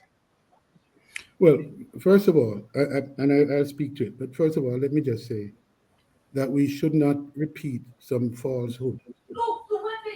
the situation of poverty in Jamaica is worse in rural Jamaica. Rural poverty is worse. It is true that urban poverty have a particular quality to it because the quality of that is different, but the poverty levels and the indicators are clear. Rural poverty is something requiring urgent attention as well. Now, in answering your question about urban infrastructure, it is very clear. I serve an inner city community and I know what the problems are. And the problems of housing in the inner city is critical. The infrastructures in mature communities like Waterhouse, for example, that is in my constituency. Waterhouse is a community that over time it has very good infrastructure layout, but in terms of the maintenance and upgrade of those infrastructure, there's been significant neglect in terms of the quantum of resources to address those particular issues. We are going about it in a piecemeal kind of way, bit by bit, 2 roads, 3 roads, looking at housing here, trying to address this here. What is needed is a holistic program. And I have said to my party leader that, and I've said it publicly, that the last conference we had, which was in not the last conference we had in Waterhouse, which was not this year but last year, I raised the matter frontally with the party leader and said I need a commitment from him that when we return to power, constituency like mine and the inner city communities will get serious attention in respect to the infrastructure issues of roads and other infrastructure. Housing and roads are the 2 critical ones. The health infrastructure, all of those are critical infrastructure. So yes, I can tell you that I believe, and I will be pressing for, and I'll be, if God willing, I'm currently an opposition spokesman. If it forms followed, I should be in the cabinet, and I will be pushing for this. And the other good point is I don't have to push too hard because Mark Golden himself is a member of parliament for an inner city, so he understands the critical urgencies and the need for the infrastructure community. So you can expect that we'll move full force to deal with those issues. Okay. Particularly on the question of housing, Mr. Hilton, I know there's been, since the time of Michael Manley, a lot of the politicians seem to think that building or investing in new schemes, new housing developments seems to have some greater payoff than redevelopment of those what you call mature communities, especially in the Kingston and St. Andrew space. Will that be a continuation of the next PNP administration, or will they change that kind of strategy? Well, I think you'd like to see a mix because, of course, there are situations that will admit of sort of regeneration of housing stock and other areas. But there'll be new opportunities to build new areas. So I think you'd have to look at a combination of things. And I can't tell you we'll do one to the exclusion of the other. Both needs to be done, and where it makes sense that we rehabilitate and regentrify, we'll do that. But we are not on a program simply to build new, just to build something new and shiny. We want to build something that makes sense in the context of the community. And I would quickly add that underlying that is a question of land. And we know that in these inner cities, there are some very complicated land situations, particularly in the big yard communities, that we are going to have to deal with, and we've started to think through how we're going to have to reform the current law to address some of those situations. So yeah, those are some low-hanging fruits that you can expect that we'll be dealing with. Mikey, Mikey, one quick thing. Somebody's asking for the One telephone more number. question, Mr. Hilton. No, 1 second, last. Mikey, just put up if you can put up the banner with the telephone number. People are asking because they want to call in. Hello? The phone number. People want to call in, so they're okay. Thanks. All right. Sorry. Go ahead, Les.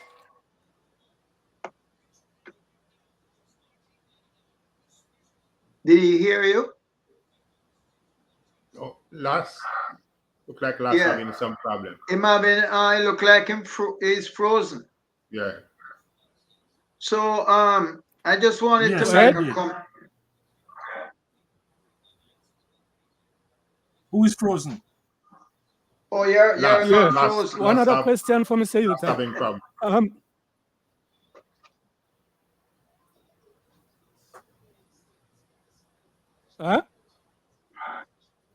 Last year not coming through clearly.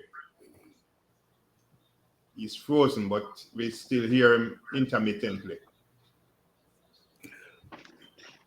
Yes. I want to ask Mr. Hilton. Mr. Golding mentioned about not hearing me. I'm not hearing, clearly. You're breaking up.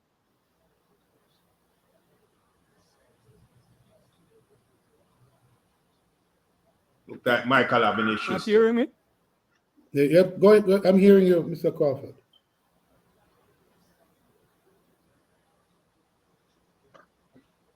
Ask the question again, last.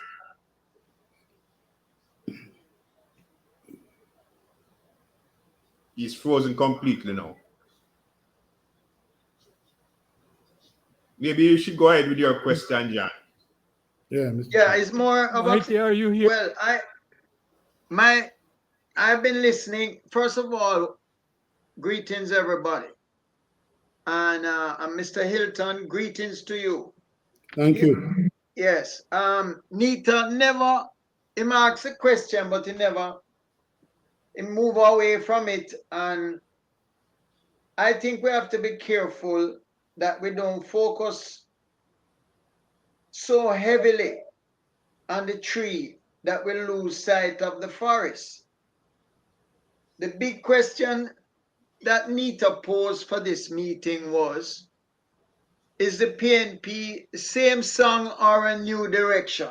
And we had you weren't here last time, but we had a conversation on it. And the more this meeting is going on, is the more it looked to me like the question is answered. Because the issues that the ordinary working people face, which are commented on, I would say, in the speech by Golding, but not addressed with any vigor, with any focus, with any urgency. Crime. Those are your words, of course. Yeah, my words. Your right is my words. Education, unemployment, housing, corruption. Just since we're in this meeting, while it is true that constitutional reform is important, it's not the be all or end all. And the question that we should be asking ourselves, and I am asking you, Mr. Hilton, is to what extent are these things being addressed, or are we looking at a same old PNP, a same song PNP, a PNP that is going to focus on administrative change, not transformative change? And that's the question that I want to put to you. so that we don't lose sight of why we're spending 2 hours on a Sunday in this meeting. Well, that's why I am here. I can't speak for anybody else, but certainly I don't want to lose sight of that we're so focused on the tree that we lose sight of the forest.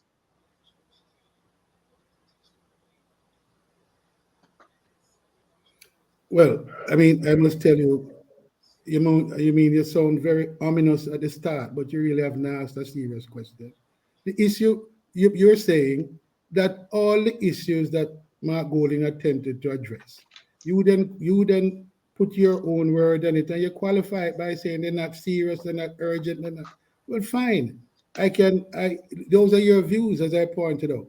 But the fact is, and everybody's going to draw their own conclusion about whether this is the same old or it's new. What we in the shadow cabinet and in the parliament are aiming to do is to, first of all, making sure that the issues that preoccupies us are the issues that will have an impact on the lives of the Jamaican people. Now, some people want revolution, and some people want evolution, and some people want nothing. Some people want continuation of the same thing that the government is doing. We are doing none of those extremes. We're not talking about a revolution like the French. I'm Like not the French. talking about that either. No. So what are you talking about? I'm talking about a transformation Of that what? speaks of the country. Yes, that speaks. So yeah, go ahead and enlighten me. That It speaks speaks to to what? the things I just outlined, right? And let me tell you how I perceive. You tell me that you're from a certain community, and you said to Golden, he's from a Kingston community as well. When I was teaching at Trenchtown, the condition of Trenchtown, that is what, 40, 50 years ago. If I go there tomorrow, there's nothing different. There's nothing different. PNP come in, PNP come out. JLP come in, JLP come out. How has these communities transformed themselves? I like to point to the photograph that is behind Rattigan, because it reminds me every day about how things were down there in those communities. How has that changed? Zinc roof and concrete and dirt floor, no toilet, and disease. In Kingston, you talk about rural housing. This is in the capital of the country. So that is what I am looking at. And that is what I'm saying there. If we continue to wait on the People's National Party in its present form to address these issues, another 50 years going past, or 30 years, whatever, 2 more generations. But first of all, let me respond to you. If you said you know the inner city well, and while I will agree, and as I said to you before, I know the depths of the challenges that we face in communities like ours.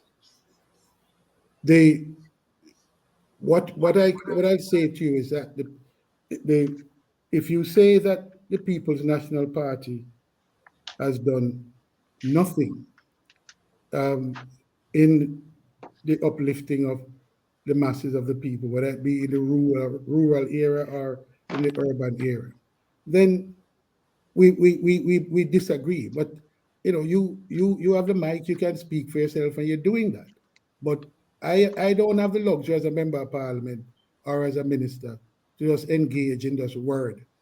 So I have to get to some practical things. And I thought that today was about the content of the speech and where it was going. So But let me ask you, can I ask you one question, Mr. Hilton?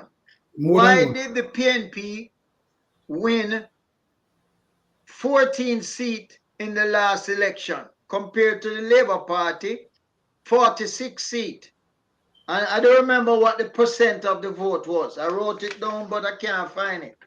But it's the same, it's a comparative percent. So what you had in the last election, which is just 2 years ago or whenever, I'm not even focused on specifics so much. I'm focusing on the trends. If there was an address of the issues that the people were bawling over, how come you could get 14 seats? Well, And it's a massive defeat. first of all, sir, let me say this, and we've said it time and again, and would admit the People's National Party in the last administration of which I was a part. The work that we did was fundamentally about correcting the system that produced for us, in that we were the ones that put in place the fiscal measures, put in place the improved measures, that the kinds of revenues that are being advanced now is what create the space. We inherited an IMF program that the JLP left, that had taken Jamaica to the brink, if you recall. But of course, you may not remember. But if you recall, when we went into office, we could not, the IMF, the institution in the world of last resort, for lending of last resort, refused to lend Jamaica money. Why? Because the Jamaica Labour Party government previous walked away from its program, walked away from it. We therefore have to come behind and convince them that Jamaica needs an opportunity to rebalance and to begin to deal with some of those issues. Do you recall that was the circumstance under which we came to government? No, I'm listening to you, sir. No, I'm no, no, no, listening no. to you. I'm asking if you recall any of that. Well, I wasn't, to be honest with you, I wasn't living home. Oh, okay. But you haven't. You said if you go down to Trenchtown or where Yeah, every time I go down there, I don't have yeah, to live. but yeah, but It's so stark.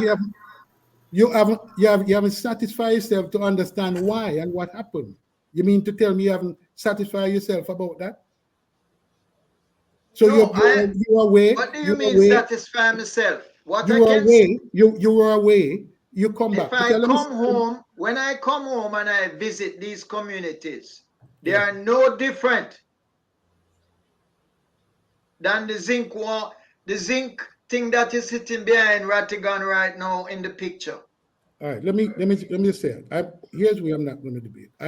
What I am interested in, as a member of the People's National Party in the Parliament and in the shadow cabinet, I am interested in those measures, those policies, those programs that first of all ensure that we have an economy that can produce the goods and services, the revenue that will allow us to invest in the critical things that are going to impact the people's lives. That's my interest. So you're interested in describing what is. I'm not interested. I know that. I see what is there because I see it every day. What I'm interested in is what are the measures that are going to address those issues. And that is what I am concerned about. This is what I am preoccupied with. And the rhetoric that you come with really is neither here nor there to me, quite frankly. That's just rhetoric.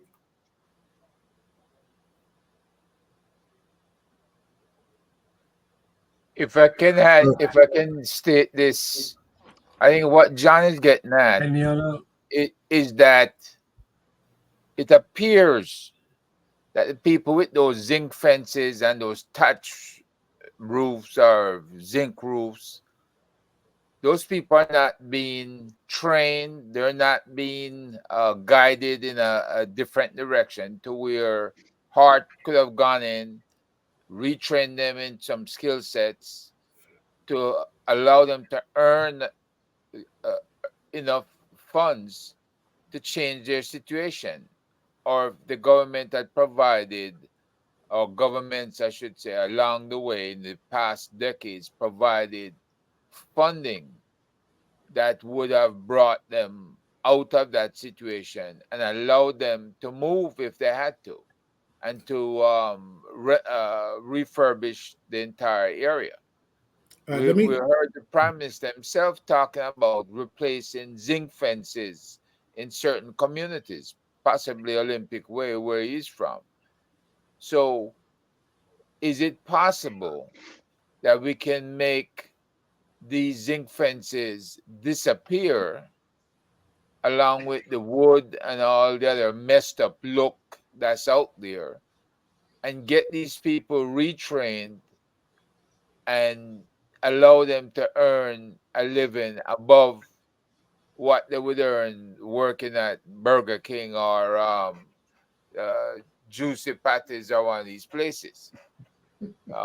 This is the kind of input into communities that would be needed. And is Project Star part of what could bring that to these communities?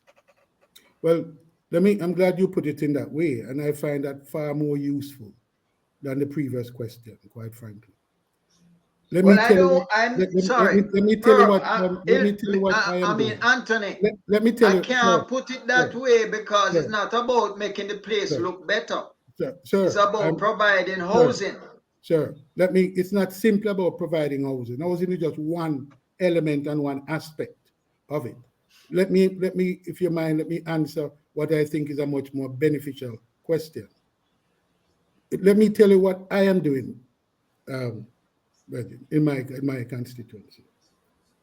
This September past, I have one high school in my constituency, and that's Edith Dalton James High School in Duane Park.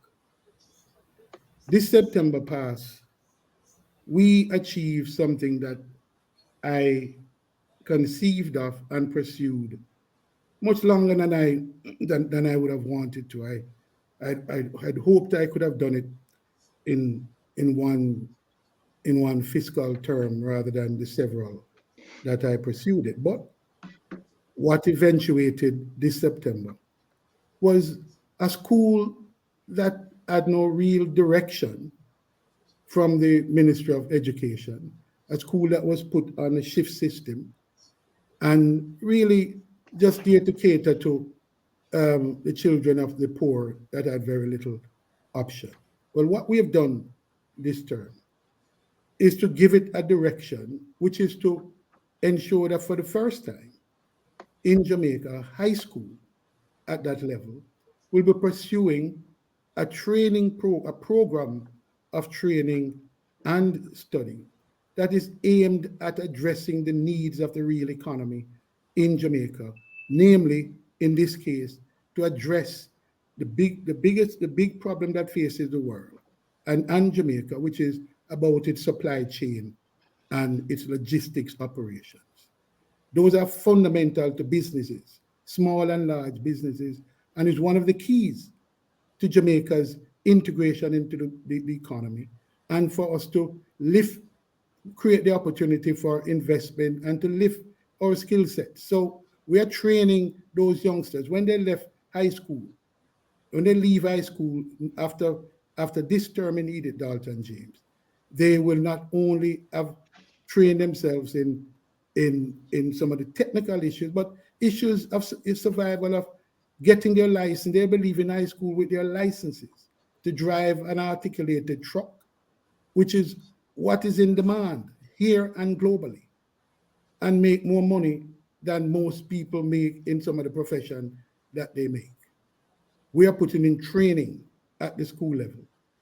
We are also, I've spoken about the heart program that we are putting in place in Seaview Gardens, aimed at transforming those outer schools. So we talk about those in school, we talk about those outer school, and bringing them into the training net and to give them a skill that is both current, relevant, and is better paying that pays livable wages.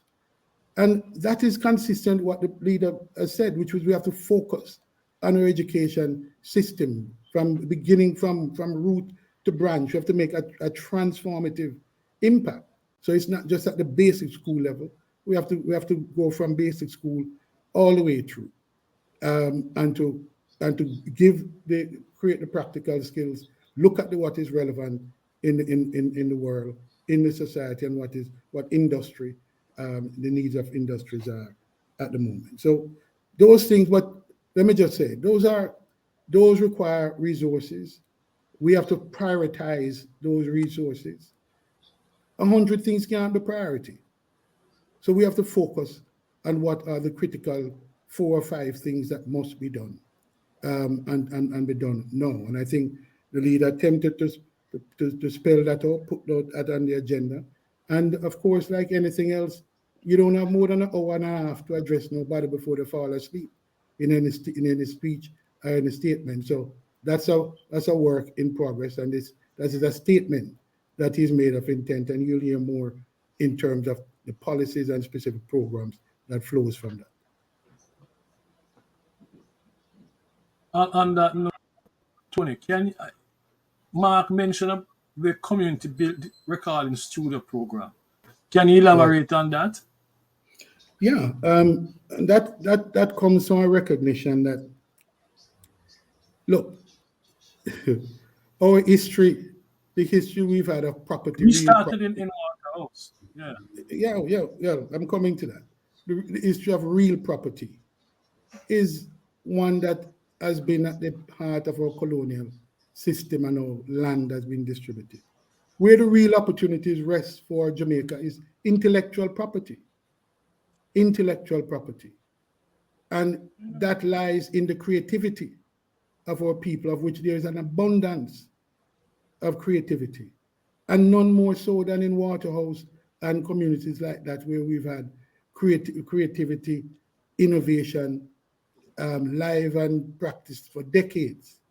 And therefore, we thought that, and we pursued, from the time I came into that community, we pursued the program where we seek to address that creative element in the community, whether it be working with existing students like Jammies and others, which I have, and to start now to build new programs to put in recording studios, and some of it we are doing, and some of it the youngsters are doing on their own.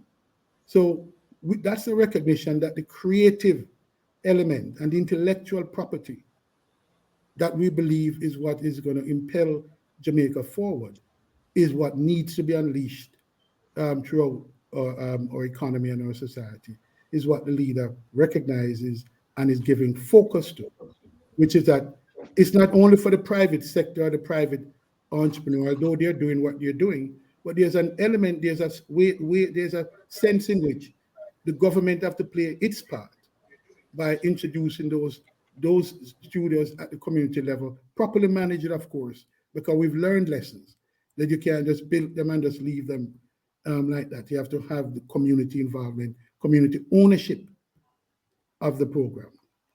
But it is a necessary investment that we need to make, and therefore he's committed to doing that. Michael. Yes, my brother, go ahead. Yeah, Mr. Hilton, Rattigan again. One question. Yeah, let me ask you this. I want to go back to the speech, because I get the sense that while you're amenable to discussing other issues, you're on an impression that we're here to discuss the speech. So let's talk about the speech. In the speech, I think it's on. No, Rattigan, no. I'm here to discuss anything you want to discuss. Okay, all right, cool. Well, let me go to the speech then. I quote, the opposition leader said, "We will focus on properly equipping our police and the justice system with the legislation, tools, technology, and human resources to carry out their work." That's on page 22. Now, given the fact that this Minister of National Security made a public proclamation, I think it was last year, that the government has been spending 1.2 billion, that's with a B, US dollars, since 2016. And it will end, the spending will end fiscal year 2022-2023, which will end March of next year. Now, he said that they've spent that on equipment, they've spent that on technology, they've spent that on human resources, and we know that they've passed legislation, the new Firearms Act, and I think the Bail Act passed, or it's still somewhere in Parliament. So they're doing all of these things. When the opposition leader says that we will focus on these things that are being done, and I say that with tongue in cheek, is that focus misplaced? Or No. should it be? No, it's not, because the approach must be a holistic one.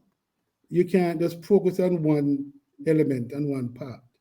It must be a holistic view, a 360-degree view of what needs to be done. Because other than that, if you don't do that, then what you're doing is you because of when you change some things, it impacts some other parts of the system. Now, as you said, when you said they said they're doing these things, well, we don't agree that all of what they're doing is what needs to be done. We don't agree, and that debate has been constant. The opposition has been constantly saying you're not doing some of the right things, and some of what you're doing is not sufficient. So, for example, even while they're doing all of those things they say they're doing, some of which are visible, some of which are not visible. It is just this week in the Parliament that they pass amendment to the zones of special operation. The zone of special am I being heard? Yes. Yes. Yes, I'm hearing you. All right. Yes, So yes.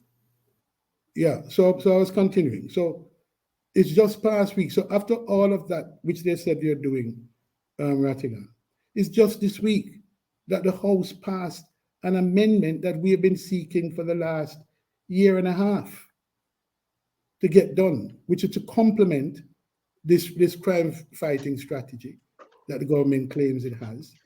And we're saying to them that it is an unbalanced strategy, because it focuses on crime repression and nothing to do with dealing with the root causes and addressing some of those issues. And so even as we support the zone of special operation, which looks not only to tight policing, but to look to some addressing some of the issues at the bottom of the root cause, at the bottom of the communities, like the boxing programs that we're talking about, like the training program, like the other skills program, education program. They just passed it after a year and a half. They just put it in place last week. So I'm just saying we recognize that this must be a continuing issue, because crime, until we address in a fundamental way the crime monster, then we have a problem. So I don't know that you can disagree, Rattigan, that if he says. So my question to you is, why you say you shouldn't say we're going to maintain focus on that? No, I never said that. The question I asked was it misplaced? No, Asking, no. right. But let me address what you just said though. Because I'm not focused on the root causes. I'm focused on properly equipping the law enforcement and judiciary to deal with problems caused by the root causes. So for example, when he says that we will focus on properly equipping our police, the question I'm asking, how? What will you do different than what's been done with the $1.2 billion now? When he says I'm gonna get technology implemented, I'm asking what technology? What will you do differently than what's being done now? When he said human resources, I'm saying okay, they have an intensified program of recruitment. So what will your focus be on that? So I'm referring specifically to the issues he raised to say, if you're going to be focused on that and the focus is already there, wouldn't it be better for you to shift your focus now to, like what you said, to the root causes? Because these things are being addressed already based on what we've heard. And the money. But as I said to you, and look, the government has put its finger and is spending what it assesses to be the current need of the force.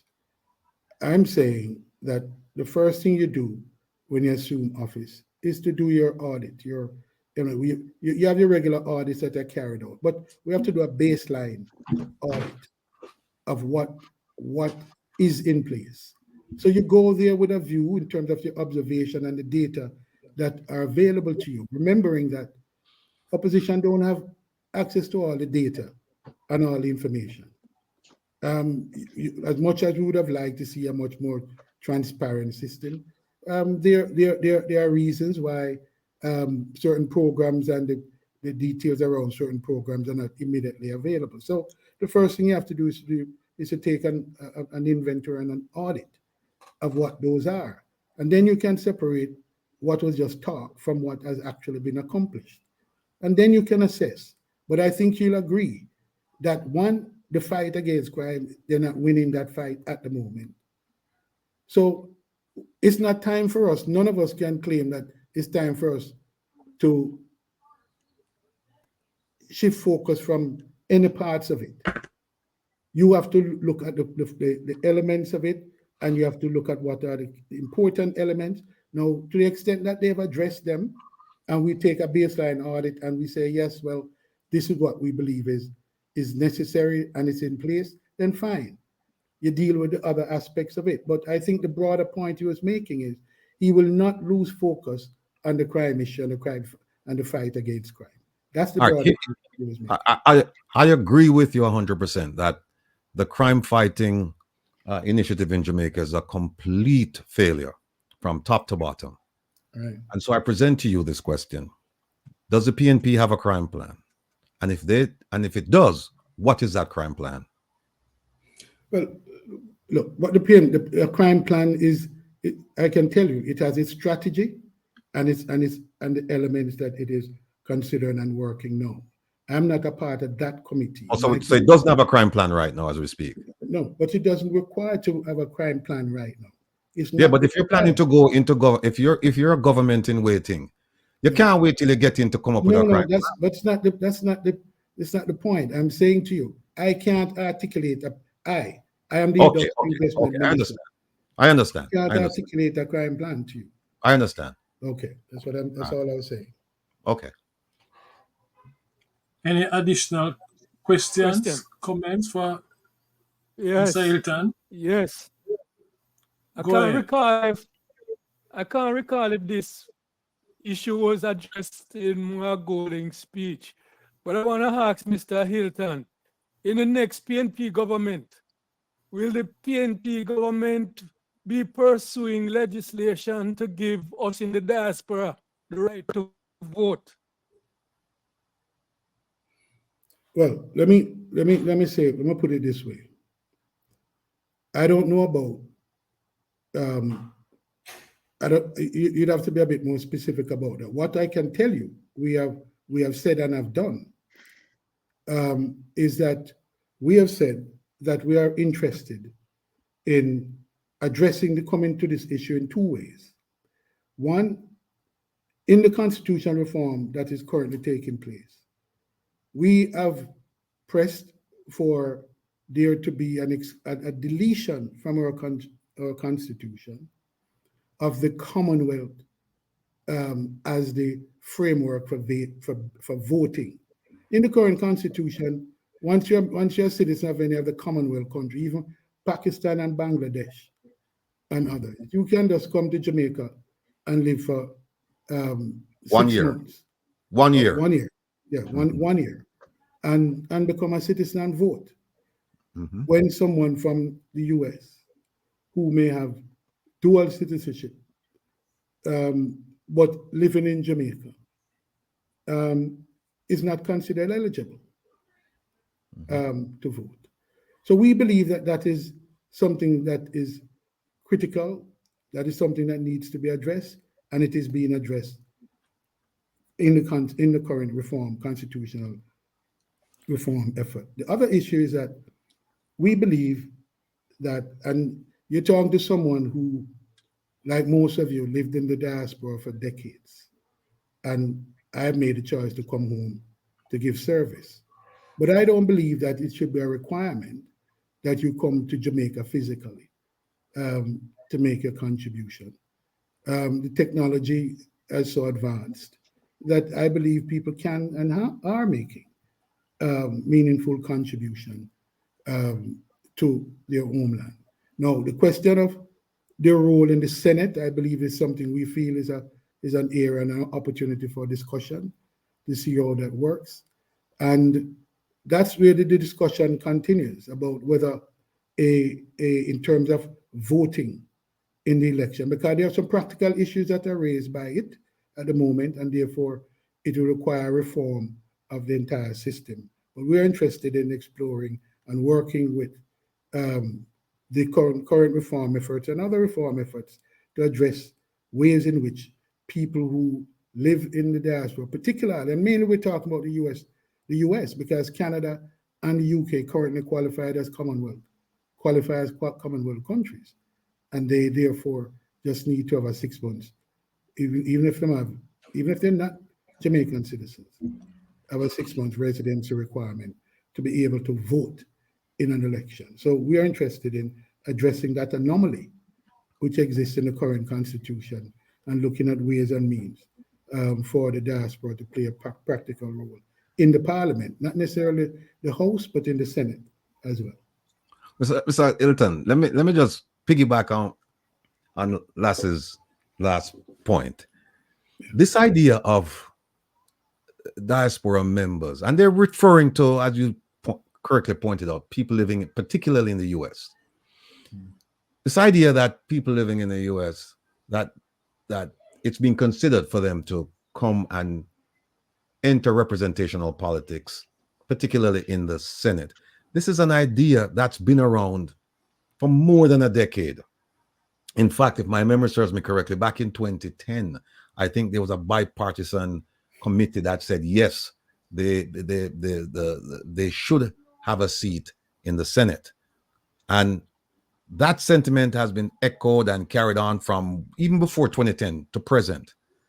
The one thing that I find, and it's kind of misleading, not kind of, it's misleading, is that we find that when politicians travel to the US and they say this, then get a whole heap of, whole heap of applause. What they haven't said to the people is that this provision in the Constitution is considered an entrenched provision, and therefore it's going to require actually, I think it's a deeply entrenched provision, and it's going to require a 2/3 vote in both houses plus a referendum.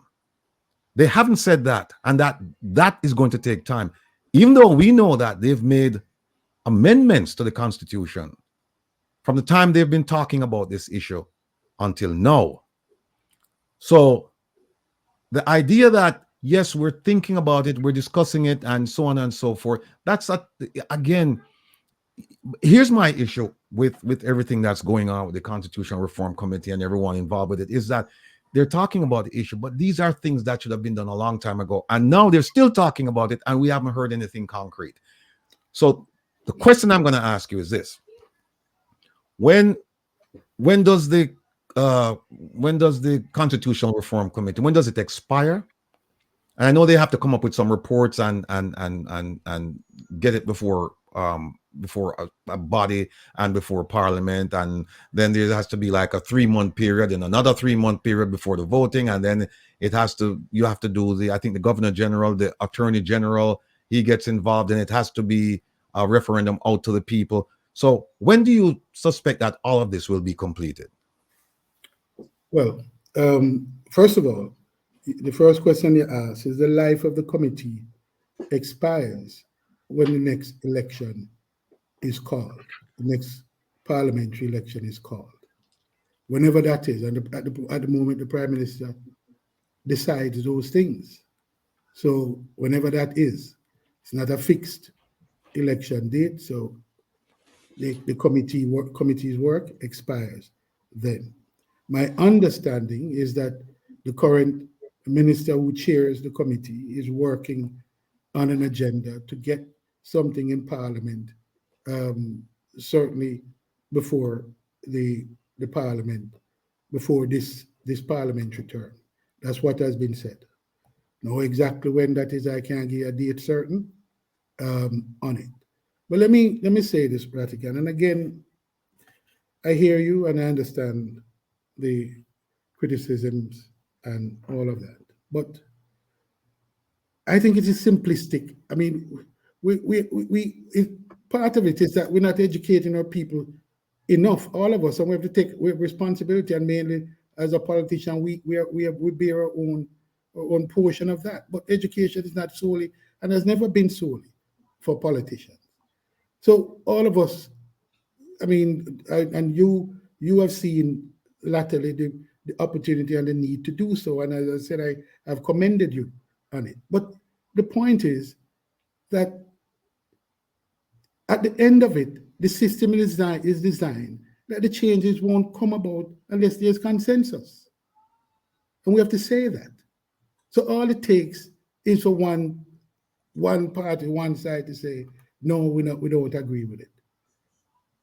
Right? And that has been, if you examine the history, that has been the problem and the thing. We've had disagreement about what should be done and what should not be done here and there. So, and in the real world, that's what happened in the real world. That's why you're faced with the situation you're faced with in your Congress. You're faced with a situation where there are kind of splintered view and thing, because that is how democracy is messy, but it is to my mind still better than some other systems out there. So yes, it is those things, that those are ideas that have been about. They've even been worked. There's even been report on them. But we're in the absence of a consensus. Nothing gets done in the context of our current constitution. Well, Mr. Hilton, just a quick follow-up. I've been tracking this issue now for a few years. And I can tell you, and it's in the public domain, that both parties have agreed. As I mentioned to you before, in 2010, there was a bipartisan committee that said, yes, a seat should be reserved for someone in the diaspora. So it's not a matter of consensus. They both agree on it. So again, I put the question to you, why is it that it hasn't been done? Now, we're talking about before, pre-2010, but 2010, I believe, was when both parties came together and said, yes, this should happen. And what we're 13 years beyond that, and it hasn't happened. So it's not, I hear what you're saying, that one party can, if they want to, they can become an impediment to it. But when both parties agree, there should be no impediments. And if there are impediments, why haven't these things been made public then? For example, for the PNP to come out and say, well, you know what? We agree, the JLP agree, but then when we got into some serious discussions, they started putting up stumbling blocks, and then you use that to let people know what's going on. Yeah, but I mean, and how was that? How was that by itself? Because what has to happen then, thereafter? If all that happens is a reporting or a complaint by the PNP that the JLP not doing this, or the JLP complain that the PNP not doing this. If that's all that happens, if there's not mobilization around that, then nothing happens. So let me give you a concrete example. No, one quick question. What permit me this, because I'm going to lose it, because I have so many things. When I say lose it, mean I'm going to lose the train of thought. Tell me then, because my reading of it is that there's consensus going back to 2010. So tell me then, consensus on what? Consensus on what? Consensus on a seat being provided being created in the Senate for a member of the diaspora. But hear me now. That's just the beginning. What kind of seat? How do you identify the member of the diaspora? So that's why I'm asking you. No, that's why I'm moving on to the second phase of the question, which is, can you tell us now then, where is the impediment? Now that we can agree that in 2010 they discussed it and said yes, it should happen, and it hasn't happened. Can you tell us now who's the problem?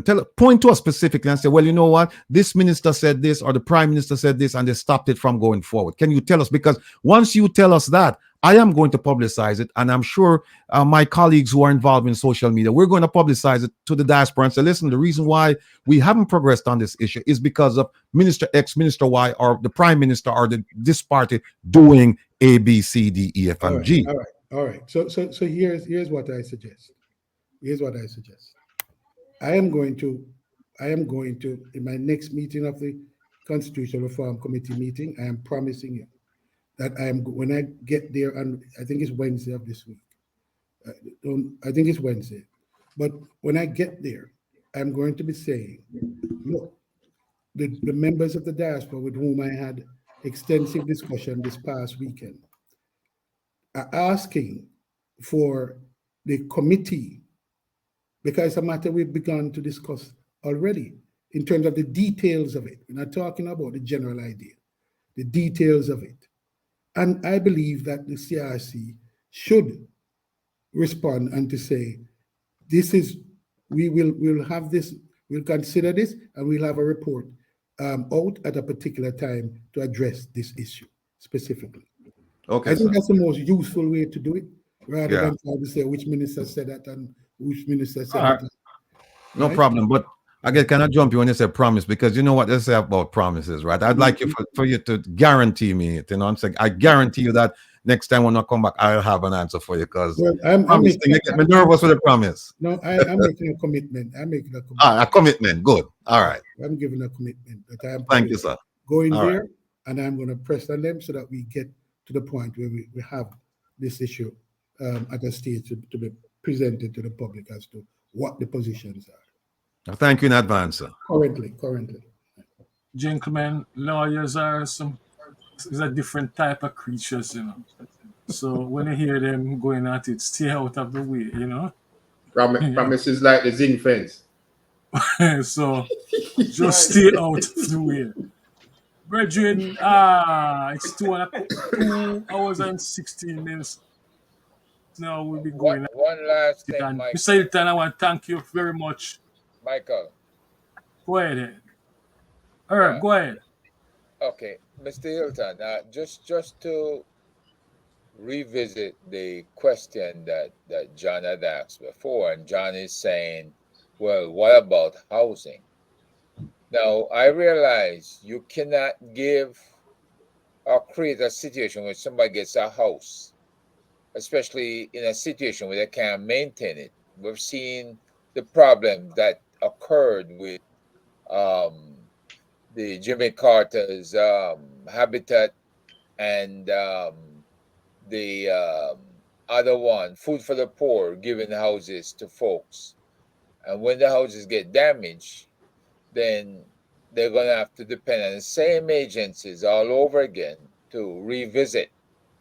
All right. Now, I understand that we're doing basic startup education for kindergartners and for food feeding program, stuff that will reinforce education, early childhood education, and other basic reinforcements needed so that we can move from 40-50% comprehension and reading to something much higher. Well, the question is, in the meantime, there is a population of people who were among the non-reading, the non-graduates who are out of school and who are just circulating in the communities. Same people joining gangs and getting into other difficulties with the law enforcement and creating a problem within their own communities. Surely there must be a plan afoot as to how to simultaneously with the education improvements the Mark made during his speech at the convention, what simultaneously must happen with the other folks who are high in numbers that would enable them to work themselves out of the predicament that they are in, right? Because it was made worse with the COVID period of 2 years, where they couldn't hustle or they couldn't do much to improve themselves. So this is post-COVID. What is the plan for those unemployed people who are out there still and still would like to get their zinc fences to disappear, but you really can't do it. They live in taking one piece of zinc to cover the next one so the water don't come in. The water will run off. What's the plan for all of those people? And they're having kids as well. Well, And you asked Mr. Hilton this? Yes. yeah, yeah. Well, this is the current situation. You said you're faced with. I can tell you some of the things I'm doing. You know, and really, whether you want to expand that and how you expand it in ways that is not just a pilot kind of thing, but that it is meaningful and substantial. I mean, in Waterhouse, for example, we are embarking on what we call a program that is about to be launched, calling a Gloves for Guns program, where it's something I've been pursuing with introducing boxing in the community as a way to get the attention of a number of our young people with a lot of time on their hands and aggression in many instances. Some of whom just for health reasons that they have to keep fit and practice, and and others who want a career in boxing, because it's a all of us here on this program know that Waterhouse has a tradition of producing boxers.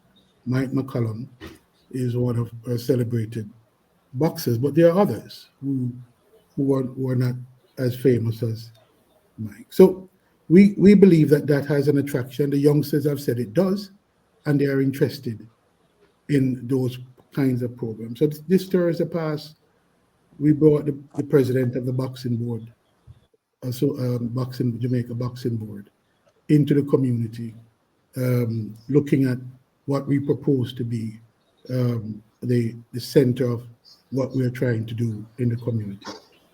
Thankfully, he came, he looked, he supported the vision that we have and believe it is workable and has come on board in doing that. So in short order, we will be absorbing some of that. The music thing, this music studio I talked about, is another way of doing that. There are other training programs involved, welding. There are people not who are not book bright but are skilled with their hands and are dexterous with their hands.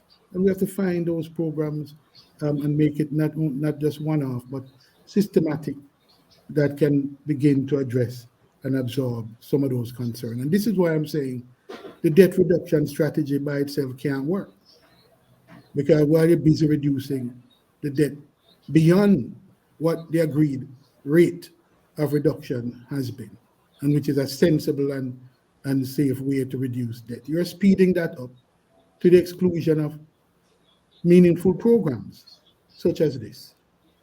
The other factor is that in the supplemental budget that was just tabled last week in the House, and which is to be debated, we found out that $9 billion that was allocated in the last budget is now being sent back to the consolidated fund because there's no program to take up those $9 billion.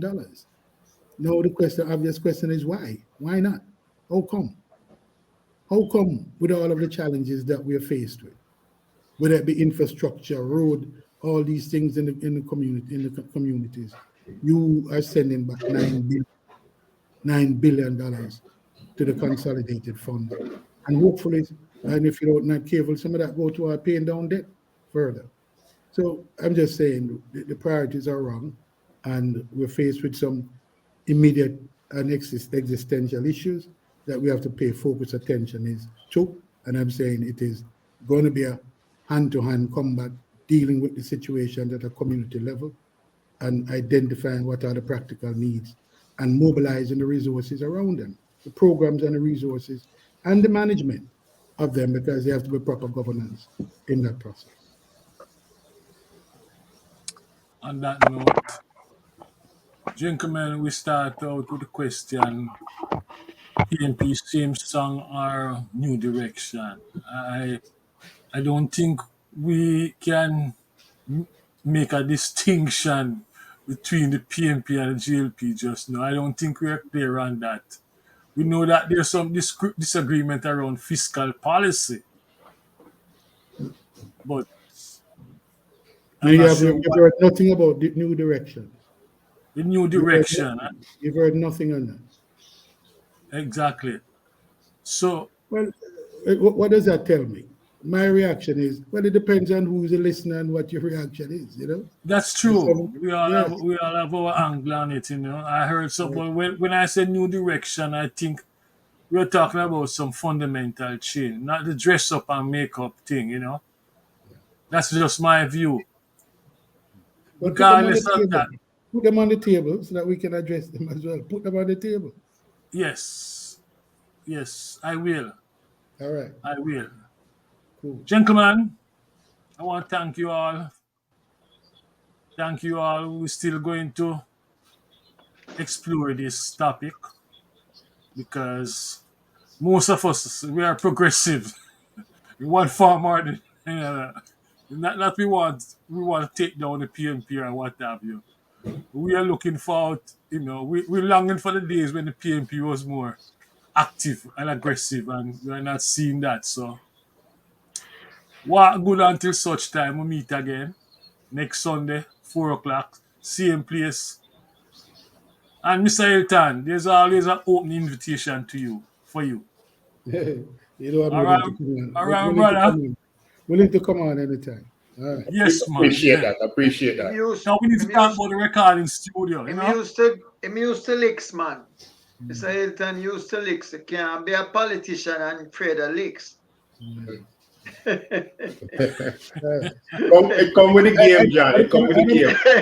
You know, I don't mind giving some licks myself, but I don't That's run from, right. Right. That's right. yeah, I don't run from taking licks. Remember White House representing us, so just be careful, you know. It's White House represent. You Yeah. understand? All right, my Yeah. brother. Next time I go So, Jamaica, Yeah, you come with me. Make we get some. We walk around all them community and take picture. all right, sir. You- Yeah, you- I think the central question this week was really the zinc fence. yeah, The zinc That's right. fence. All I yeah, need to right. I'm get that saying we thing can, behind you, Ratigan. I need yeah, a picture. yeah. Let's All No, you not have start to up, do, you know. all you have that's to do, it. Mr. Hilton, is just show up with a change to the picture in the background where Ratty is, Yeah, and well, show it as something else. well, Yeah. Perfect white painted picket fences with a yeah. new look. And Yeah. then there's no argument at that point, right?